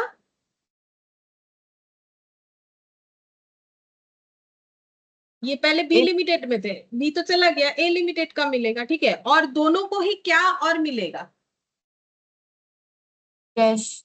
कैश। तो हम यहाँ पर लिख देते हैं share holder of B limited, share holder मतलब दोनों ही आ गए, ठीक है, दोनों को क्या मिलेगा, कैश मिलेगा, ठीक है। ये समझ में आया, पेमेंट टू और पेमेंट इन, पहले ये बता दो, पेमेंट टू पेमेंट इन समझ में आ गया कि किसको दिया जा रहा है, क्या दिया जा रहा है, ये क्वेश्चन पढ़ के समझना पड़ता है, ठीक है। तो बोलो समझ में आया। Yes ma'am. अब हमें क्या निकालना है, अब हमें निकालना है जो है कितना सारा शेयर्स हो रहा है और कितने रुपए करके हो रहा है, ठीक है। तो देखो प्रेफरेंस शेयर होल्डर का क्या रूल्स था, बोल रहा है कि 4 प्रेफरेंस शेयर्स है तो 3 इक्विटी शेयर मिलेगा। तो 4 के लिए 3, तो एक के लिए 3/4, तो ये 4 क्या है, प्रेफरेंस शेयर्स है। तो इतना इक्विटी शेयर मिलेगा। ये किसका कैलकुलेशन कर रहे हैं, प्रेफरेंस शेयर होल्डर का। तो इनका प्रेफरेंस शेयर्स कितना है, टोटल 50,000। तो अगर 50,000 प्रेफरेंस शेयर्स है बी लिमिटेड में, ठीक है, तो फिर ए लिमिटेड को कितना सारा इक्विटी शेयर उनको देना पड़ेगा, बोलो कैसे निकालोगे, 3/4 इंटू, बोलो ये समझ में आया। Yes ma'am. ये नंबर ऑफ शेयर्स हो गया। अब मुझे तो अमाउंट निकालना है, तो ये नंबर ऑफ क्या शेयर्स निकला, इक्विटी शेयर्स है ना, इक्विटी शेयर्स का कैलकुलेशन किया। प्रेफरेंस शेयर होल्डर को इतने सारे इक्विटी शेयर्स दिए जाएंगे और एक एक शेयर्स का वैल्यू कितना, ये तो लिखा 15। हुआ 15, तो इंटू 15 जितना आएगा उतना लिखेंगे। अच्छा, हम ये कैलकुलेट करें, तुम लोग मुझे इसके बाद वाला बताओ कितना लिखेंगे।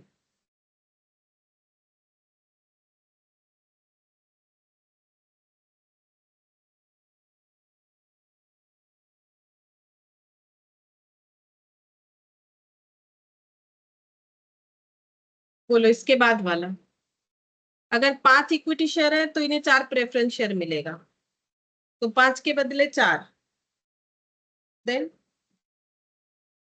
बोलो ये बचपन में जो यू, फोर हाँ बाई बोलो, फाइव टू 50,000। हाँ 4/5 इंटू कितना बोलो, 50,000। नहीं 50,000 50,000। कैसे, 50,000 तो नहीं सॉरी होगा, मैम। फिर कितना होगा, 10,000, सर 1 लाख है, 1 1 लाख लाख, होगा। 1 लाख होगा ना, क्योंकि ये इक्विटी शेयर का बात हो रहा है। तो इक्विटी शेयर अगर 1 लाख है तो 1 लाख होगा ना, इधर 50 है तो इधर 50 होगा, ऐसा बात नहीं है, जैसा बोलेगा question. Into issue price, 17 rupees. हाँ अब कैलकुलेट करके देखो, ये हो जाएगा 20, मतलब 80 और 17 ऐसा कुछ हो रहा है, 13,60,000 होगा शायद। और कैश बोलो कितना होगा, कैश सभी को मिलेगा, कितना करके कैश मिलेगा, सभी को 3 रुपए करके मिलेगा, तो ₹3 करके, और जितने सारे शेयर होल्डर है तो बोलो कितना हो जाएगा, नंबर ऑफ शेयर होल्डर सभी को मिलेगा, इक्विटी वाले को भी मिलेगा, प्रेफरेंस वाले को भी।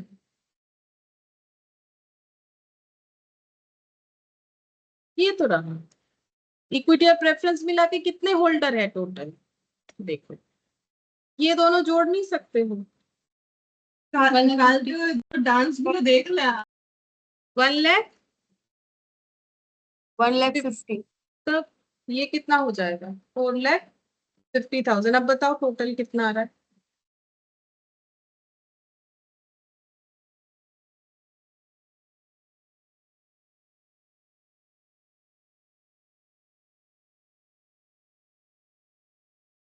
$23,52,500। हाँ, देखो ये सब में ग्रीप लाना पड़ेगा, नहीं तो चैप्टर फिर पूरा ऐसे लगेगा कि कुछ समझ में नहीं आ रहा है, क्योंकि ऐसा तो बार बार नहीं करवा सकते हैं ना। देखो ये आज का जो है ये इससे पीसी पूरा ग्रिप में आ जाना चाहिए, क्योंकि ये तो एक छोटा सा पॉइंट होगा उस क्वेश्चन के अंदर, थोड़ी ना हमें पीसी कैलकुलेट करने देगा इस तरीके से। वो जैसे कभी पार्टनरशिप की हो तो रेशियो वगैरह निकालना सिखाया जाता है अलग से, तो रेशियो पे थोड़ी ना कोई अलग अलग क्वेश्चन होता है उस तरीके से। वो तो बड़े क्वेश्चंस के अंदर रेशियो एक पॉइंट होता है, तो वैसे ही ये पीसी एक पॉइंट होगा, लेकिन तुम लोग को इस पे ग्रिप नहीं होगा तो आगे का क्वेश्चन कर नहीं पाओगे। ठीक है, अब एग्जाम्पल 3। अच्छा, एक चीज हम बता देते हैं, यहाँ पर जो हम लोग का कैलकुलेशन था,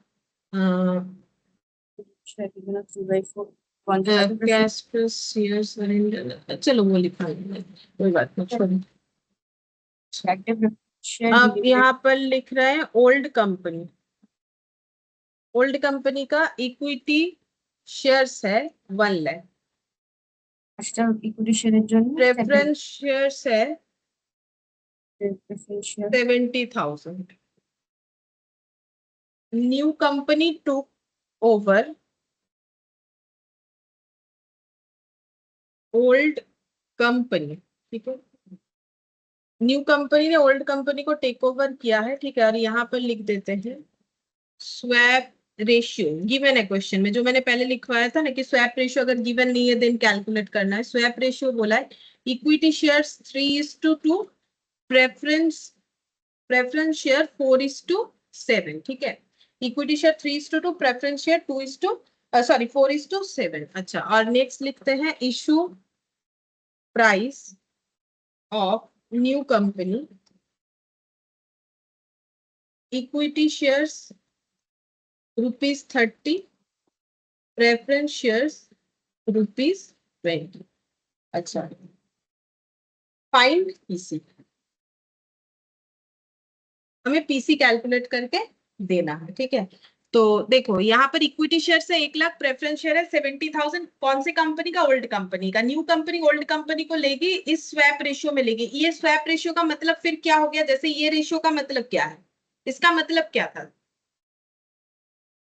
ये अभी तो निकाला 4 के बदले 3, इसका मतलब क्या था?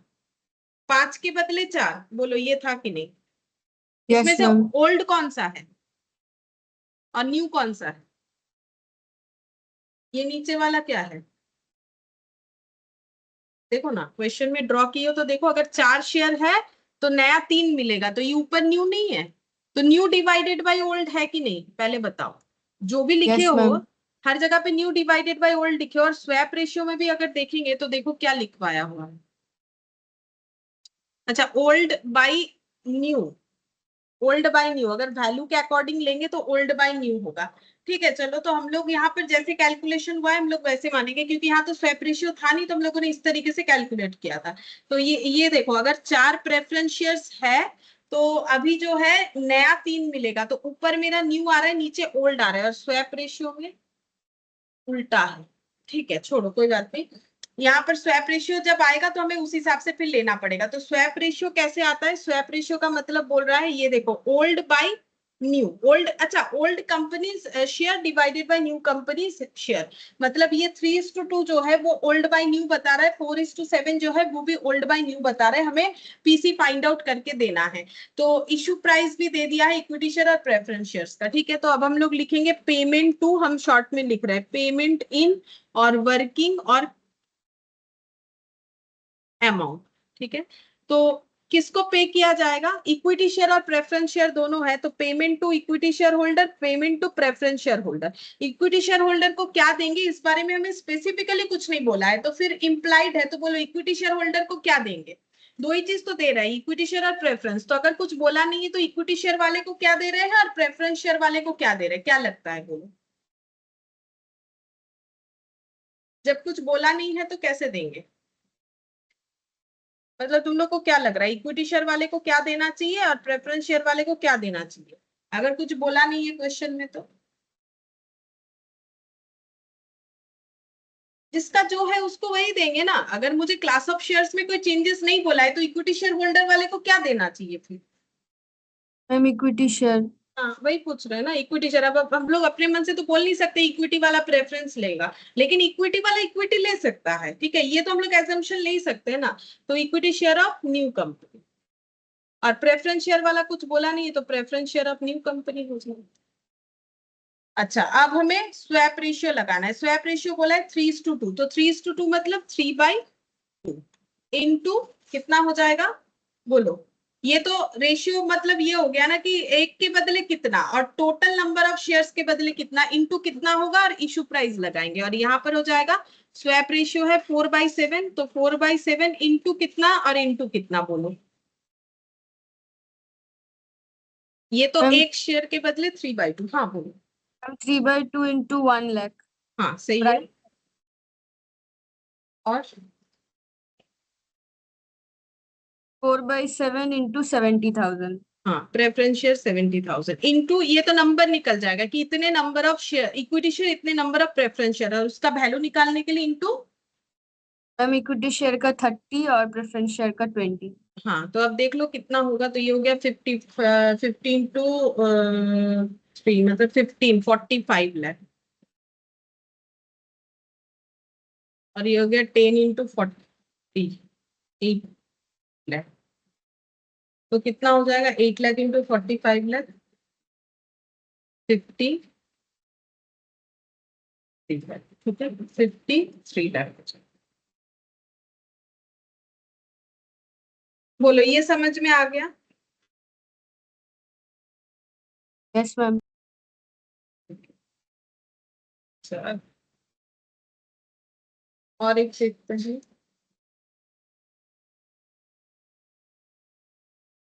और एक एग्जांपल देखते हैं। अच्छा बोलो, ये कौन सा मेथड था, नेट पेमेंट था कि कुछ और था? पेमेंट, ये नेट पेमेंट ही था, ठीक है। अच्छा, अब नेक्स्ट हम लोग करते हैं एग्जाम्पल 4। एक बैलेंस शीट लेते हैं।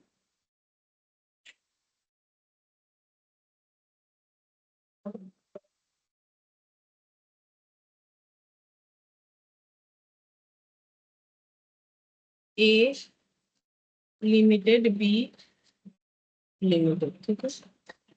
Equity share capital ₹10, 1,50,000, 2 lakh. Profit and loss 2,50,000, 40,000। Debenture 1,20,000, 1,30,000।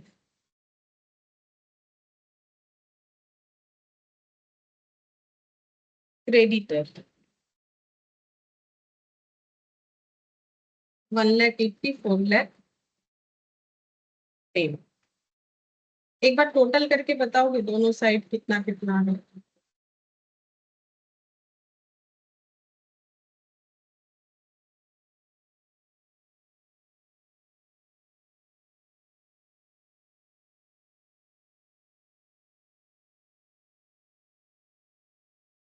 Ma'am A limited का है 7 लाख। मतलब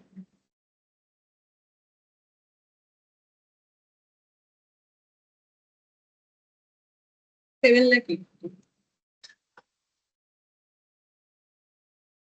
sundry asset 6 lakh, 7 lakh. Preliminary expenses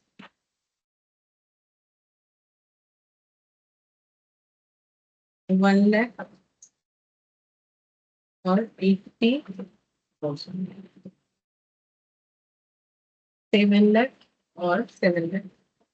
तो मुझे एक चीज बताओ कि ये प्रीलिमिनरी एक्सपेंसेस के बारे में कोई आइडिया है कि ये क्या होता है? मैम बिजनेस शुरू करने से पहले जो एक्सपेंसेस बिजनेस को करना पड़ता है वो प्रिलिमिनरी एक्सपेंसेस है। सही है, लेकिन फिर ये पीएल में नहीं दिखा के हम लोग एसेट में क्यों दिखा रहे हैं? मतलब आंसर सही है, उसमें कोई प्रॉब्लम नहीं है, हम ये पूछ रहे हैं। तो फिर ये एक्सपेंस अगर है तो हमें कहाँ दिखाना चाहिए? पीएल में। पीएल में तो एक्सपेंस दिखाते हैं ना, फिर हम लोग बैलेंस शीट में एक्सपेंस क्यों दिखा रहे हैं? इसके बारे में कोई जानकारी?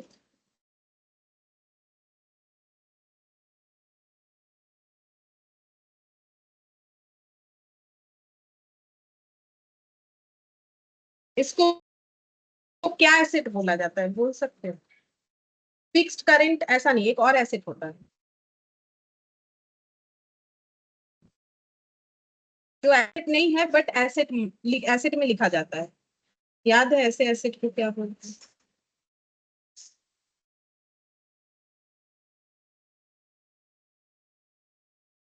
Ma'am deferred assets. नहीं, इसे बोलते हैं fictitious asset. Deferred revenue expenditure होता है, ठीक है, एसेट नहीं। फिक्टिशियस एसेट, ये नाम सुने हो, फिक्टिशियस एसेट? Yes ma'am. वही है फिक्टिशियस, ठीक है, मतलब ये एक्चुअली एसेट नहीं है बट एसेट के तरह इसे लिखा जाता है। एक्चुअली ये इसीलिए लिखा जाता है क्योंकि इतना ह्यूज अमाउंट ऑफ एक्सपेंसेस होता है कि अगर हम लोग डायरेक्टली पूरा उठा के पीएल में दिखा दे तो पीएल हमारा लॉस ही लॉस दिखेगा, ठीक है, तो वो अलाउड नहीं है। इस तरीके के बड़े बड़े खर्चे, जैसे डेफर्ड बोल रहे थे ना, तो एडवर्टाइजमेंट सस्पेंस, ठीक है, एडवर्टाइजमेंट का बड़ा बड़ा खर्चा, इस तरीके के खर्चे को हम लोग क्या करते हैं, ये एसेट में लिख देते हैं और फिर उसे धीरे धीरे राइट ऑफ करते हैं पीएल में। जैसे मान लो ये 1 लाख को हम लोगों ने सोचा है 10 साल में राइट ऑफ करेंगे, तो 10-10 हजार करके हर बार पीएल में दिखाएंगे। तो पीएल में जैसे 10 हजार दिखाए, यहाँ 1 लाख से कम होकर 90, फिर 10 हजार दिखाए 80, फिर 10 हजार दिखाए 70, ऐसे करके चेंज होते जाता है। तो बेसिकली ये एसेट नहीं है, लेकिन इसको एसेट मानते नहीं है, इसे एसेट मत मानो, ये दिया हुआ है तो क्या हुआ, इसे हम लोग एसेट नहीं मानेंगे। अब बोल रहा है ए लिमिटेड ने टुक ओवर किया है बी लिमिटेड को, sundry asset are taken over at 7,80,000 and debenture are taken over at 10% premium, find PC. हमें बोला है पीसी निकालो, यहाँ पर दो कंपनी का डिटेल्स है ए और बी का, जिसमें हम लोगों को बोला गया है कि ए ने बी को टेक ओवर किया है, ठीक है, तो ए ने बी को टेक ओवर किया है, कितने से बोल रहा है कि सन्ड्री एसेट को 7,80,000 लिया जाएगा, ये देखो एसेट साइड में 7,80,000 जो है 7,80,000 रहेगा, और डिवेंचर को 10% प्रीमियम मतलब एक्स्ट्रा और 10% से टेक ओवर किया जाएगा। तो किसका टेक ओवर होगा, बी का कि ए का, बोलो किसका टेक ओवर होगा? मैम बी का। बी का, ठीक है। अच्छा, तो अब मुझे बोलो कि ये हमारा कौन सा मेथड है, मतलब कौन से मेथड से हम लोग पीसी कैलकुलेट करें? Ma'am net asset method. Net asset method, क्योंकि हमें यहाँ पर ये कहा बोला है कि ए ने बी को ये शेयर दिया, ये पैसा दिया, ऐसा तो कुछ बोला नहीं है, ठीक है, तो हमें क्या करना पड़ेगा, इसका मतलब हमें नेट पेमेंट मेथड से चलना पड़ेगा, ठीक है। अच्छा, अब हम लोग को क्या निकालना पड़ेगा, यहाँ पर देखो,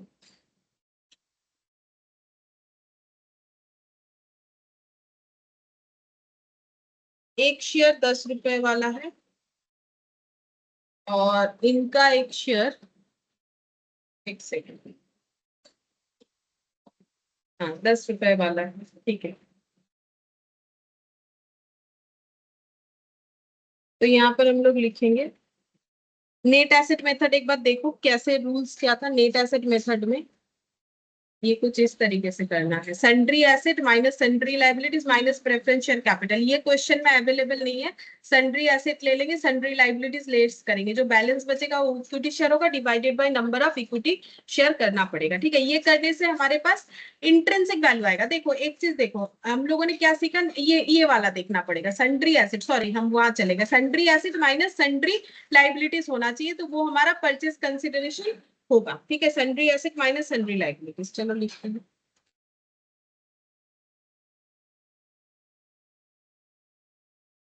sundry asset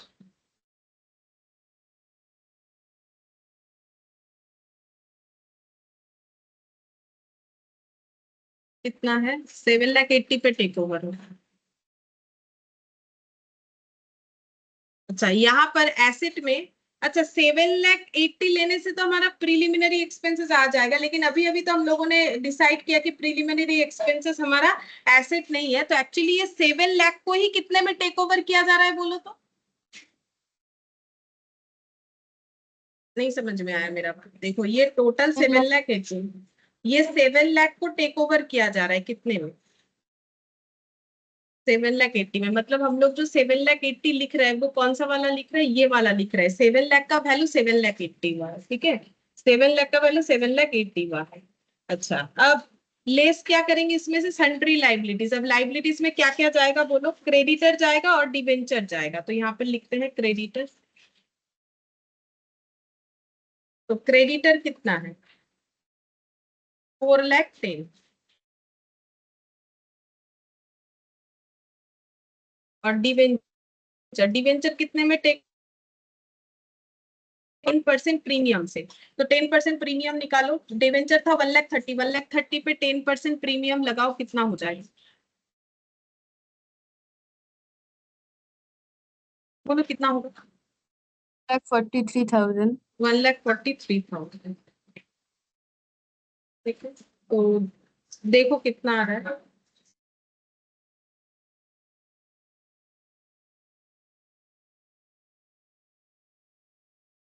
$7,80,000 minus 4,10,000।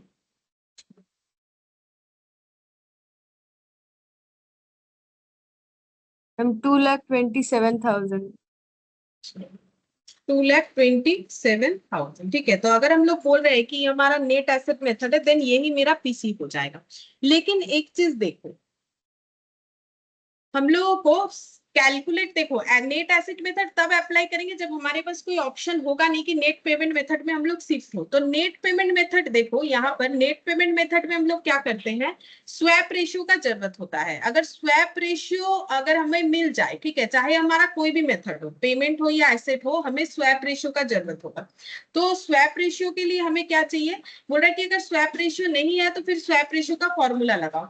Market value, intrinsic value, paid up value, ये 3 वैल्यू से हम लोग क्वेश्चन को कर सकते हैं। तो मुझे एक चीज बोलो कि हमारे पास कौन सा वैल्यू यहाँ पर अवेलेबल हो सकता है? मार्केट वैल्यू, इंट्रिंसिक वैल्यू या paid up value? Paid up value तो क्वेश्चन में है नहीं, मार्केट वैल्यू भी क्वेश्चन में नहीं बोला है। क्या हम लोग इंट्रिंसिक वैल्यू निकाल सकते हैं इस तरीके से? ये जो मेथड है, क्या इस तरीके से हम लोग इंट्रिंसिक वैल्यू निकाल सकते हैं जो कंपनी लिक्विडेट हो रही है उसका? Yes ma'am. निकाल सकते हैं। तो ऑलरेडी हम लोगों ने निकाला हुआ है। देखो, sundry assets taken over value minus sundry liability minus preferential capital, जो कि इस क्वेश्चन में था नहीं। तो बैलेंस जो आया इसको हम लोग क्या बोल सकते हैं? Balance for equity share holder, ठीक है, divided by number of equity share. बोलो कितना नंबर ऑफ इक्विटी शेयर है किसका? ये किसका हम लोग कैलकुलेशन किए हैं? बी लिमिटेड का। बोलो बी लिमिटेड का नंबर ऑफ इक्विटी शेयर कितना है? 2 लाख 20। टोटल। हाँ 20,000। तो फिर डिवाइड करके बोलो इंट्रिंसिक वैल्यू शेयर्स का कितना हो जाएगा?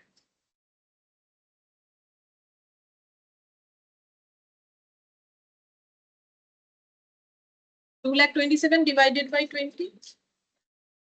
11.35। अच्छा, देख लेते हैं एक बार। 11.35 सही है। अच्छा, अगर मुझे इंट्रिंसिक वैल्यू निकालना है जिसके थ्रू से हम स्वैप रेशियो निकालेंगे, तो स्वैप रेशियो में तो दोनों कंपनी का मुझे वैल्यू चाहिए, ओल्ड और न्यू, ठीक है। तो ये कौन सा है? ये तो हमारा ओल्ड है, ये बिकने वाला है, तो मुझे न्यू का भी निकालना पड़ेगा। तो न्यू का भी निकालेंगे, ठीक है, ताकि मुझे स्वैप रेशियो, न्यू कंपनी कौन है? ए लिमिटेड है, क्योंकि वही टेक ओवर करेगा बी लिमिटेड को। तो ए लिमिटेड का हम लोगों को एसेट का वैल्यू कितना लेना पड़ेगा? जितना है उतना लेंगे, ठीक है। एसेट का वैल्यू कितना हो जाएगा यहाँ पर? बोलो कितना ले? 6 लाख प्लस 1 लाख, 7 लाख ले या 6 लाख ले?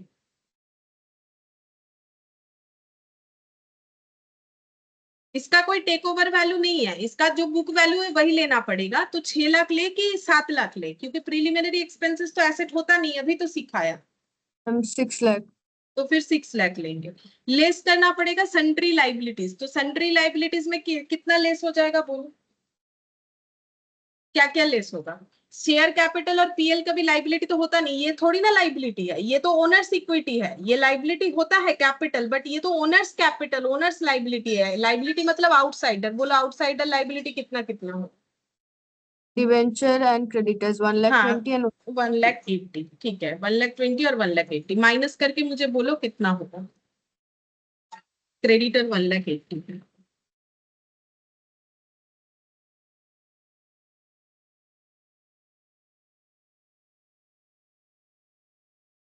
3 लाख और 6 लाख, 3 लाख।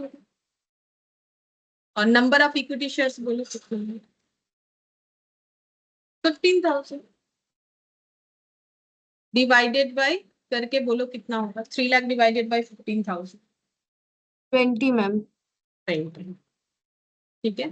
तो जब तक हम लोग निकाल पाएंगे स्वैप रेशियो, हमें निकालते जाना है। तो अब हम लोग निकालेंगे स्वैप रेशियो। ठीक है, जो भी हमारे पास डेटा रहेगा। अगर कुछ नहीं है तो इंट्रिंसिक वैल्यू से कोशिश करेंगे।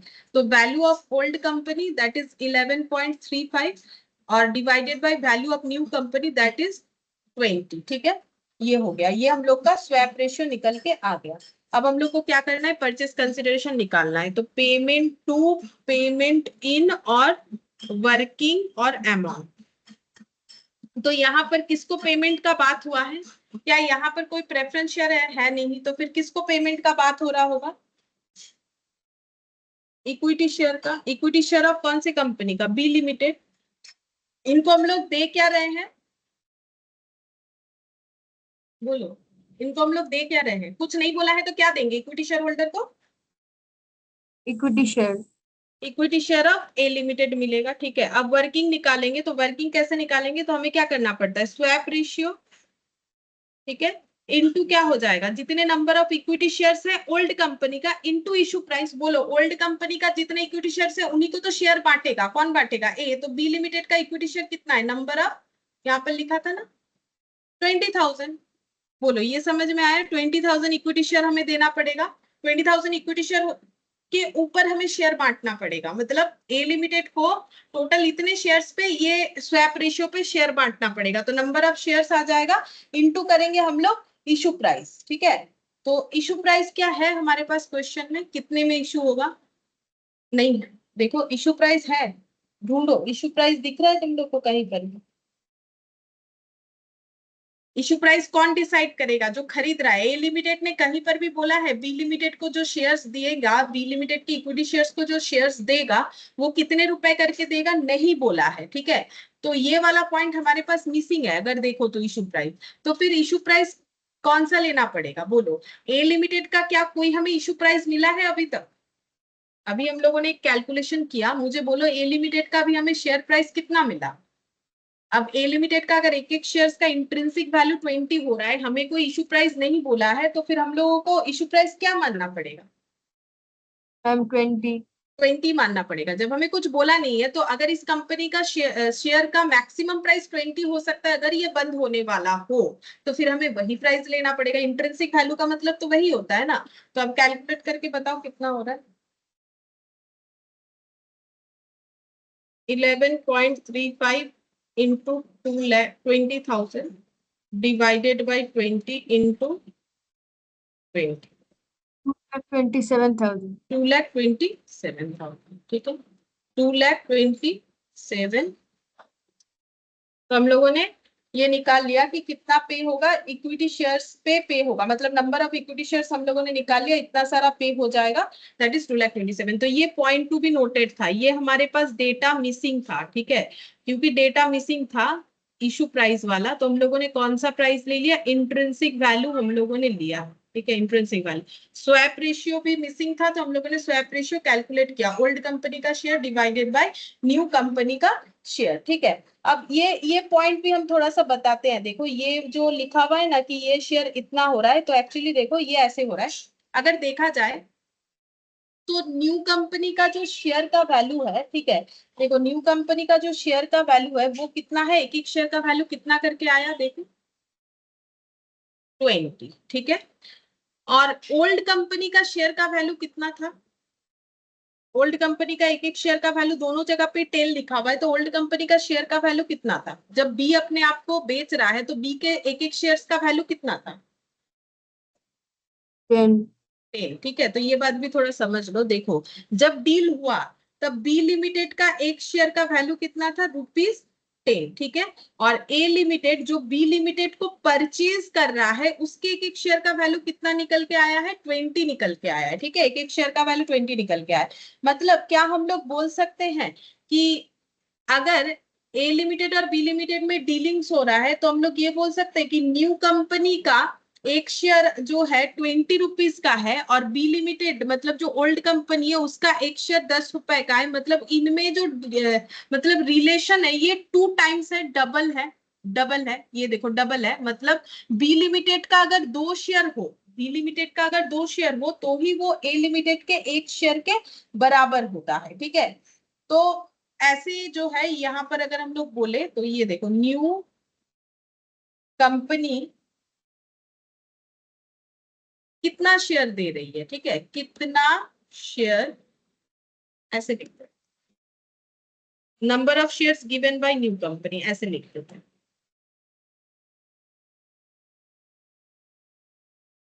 Given by new company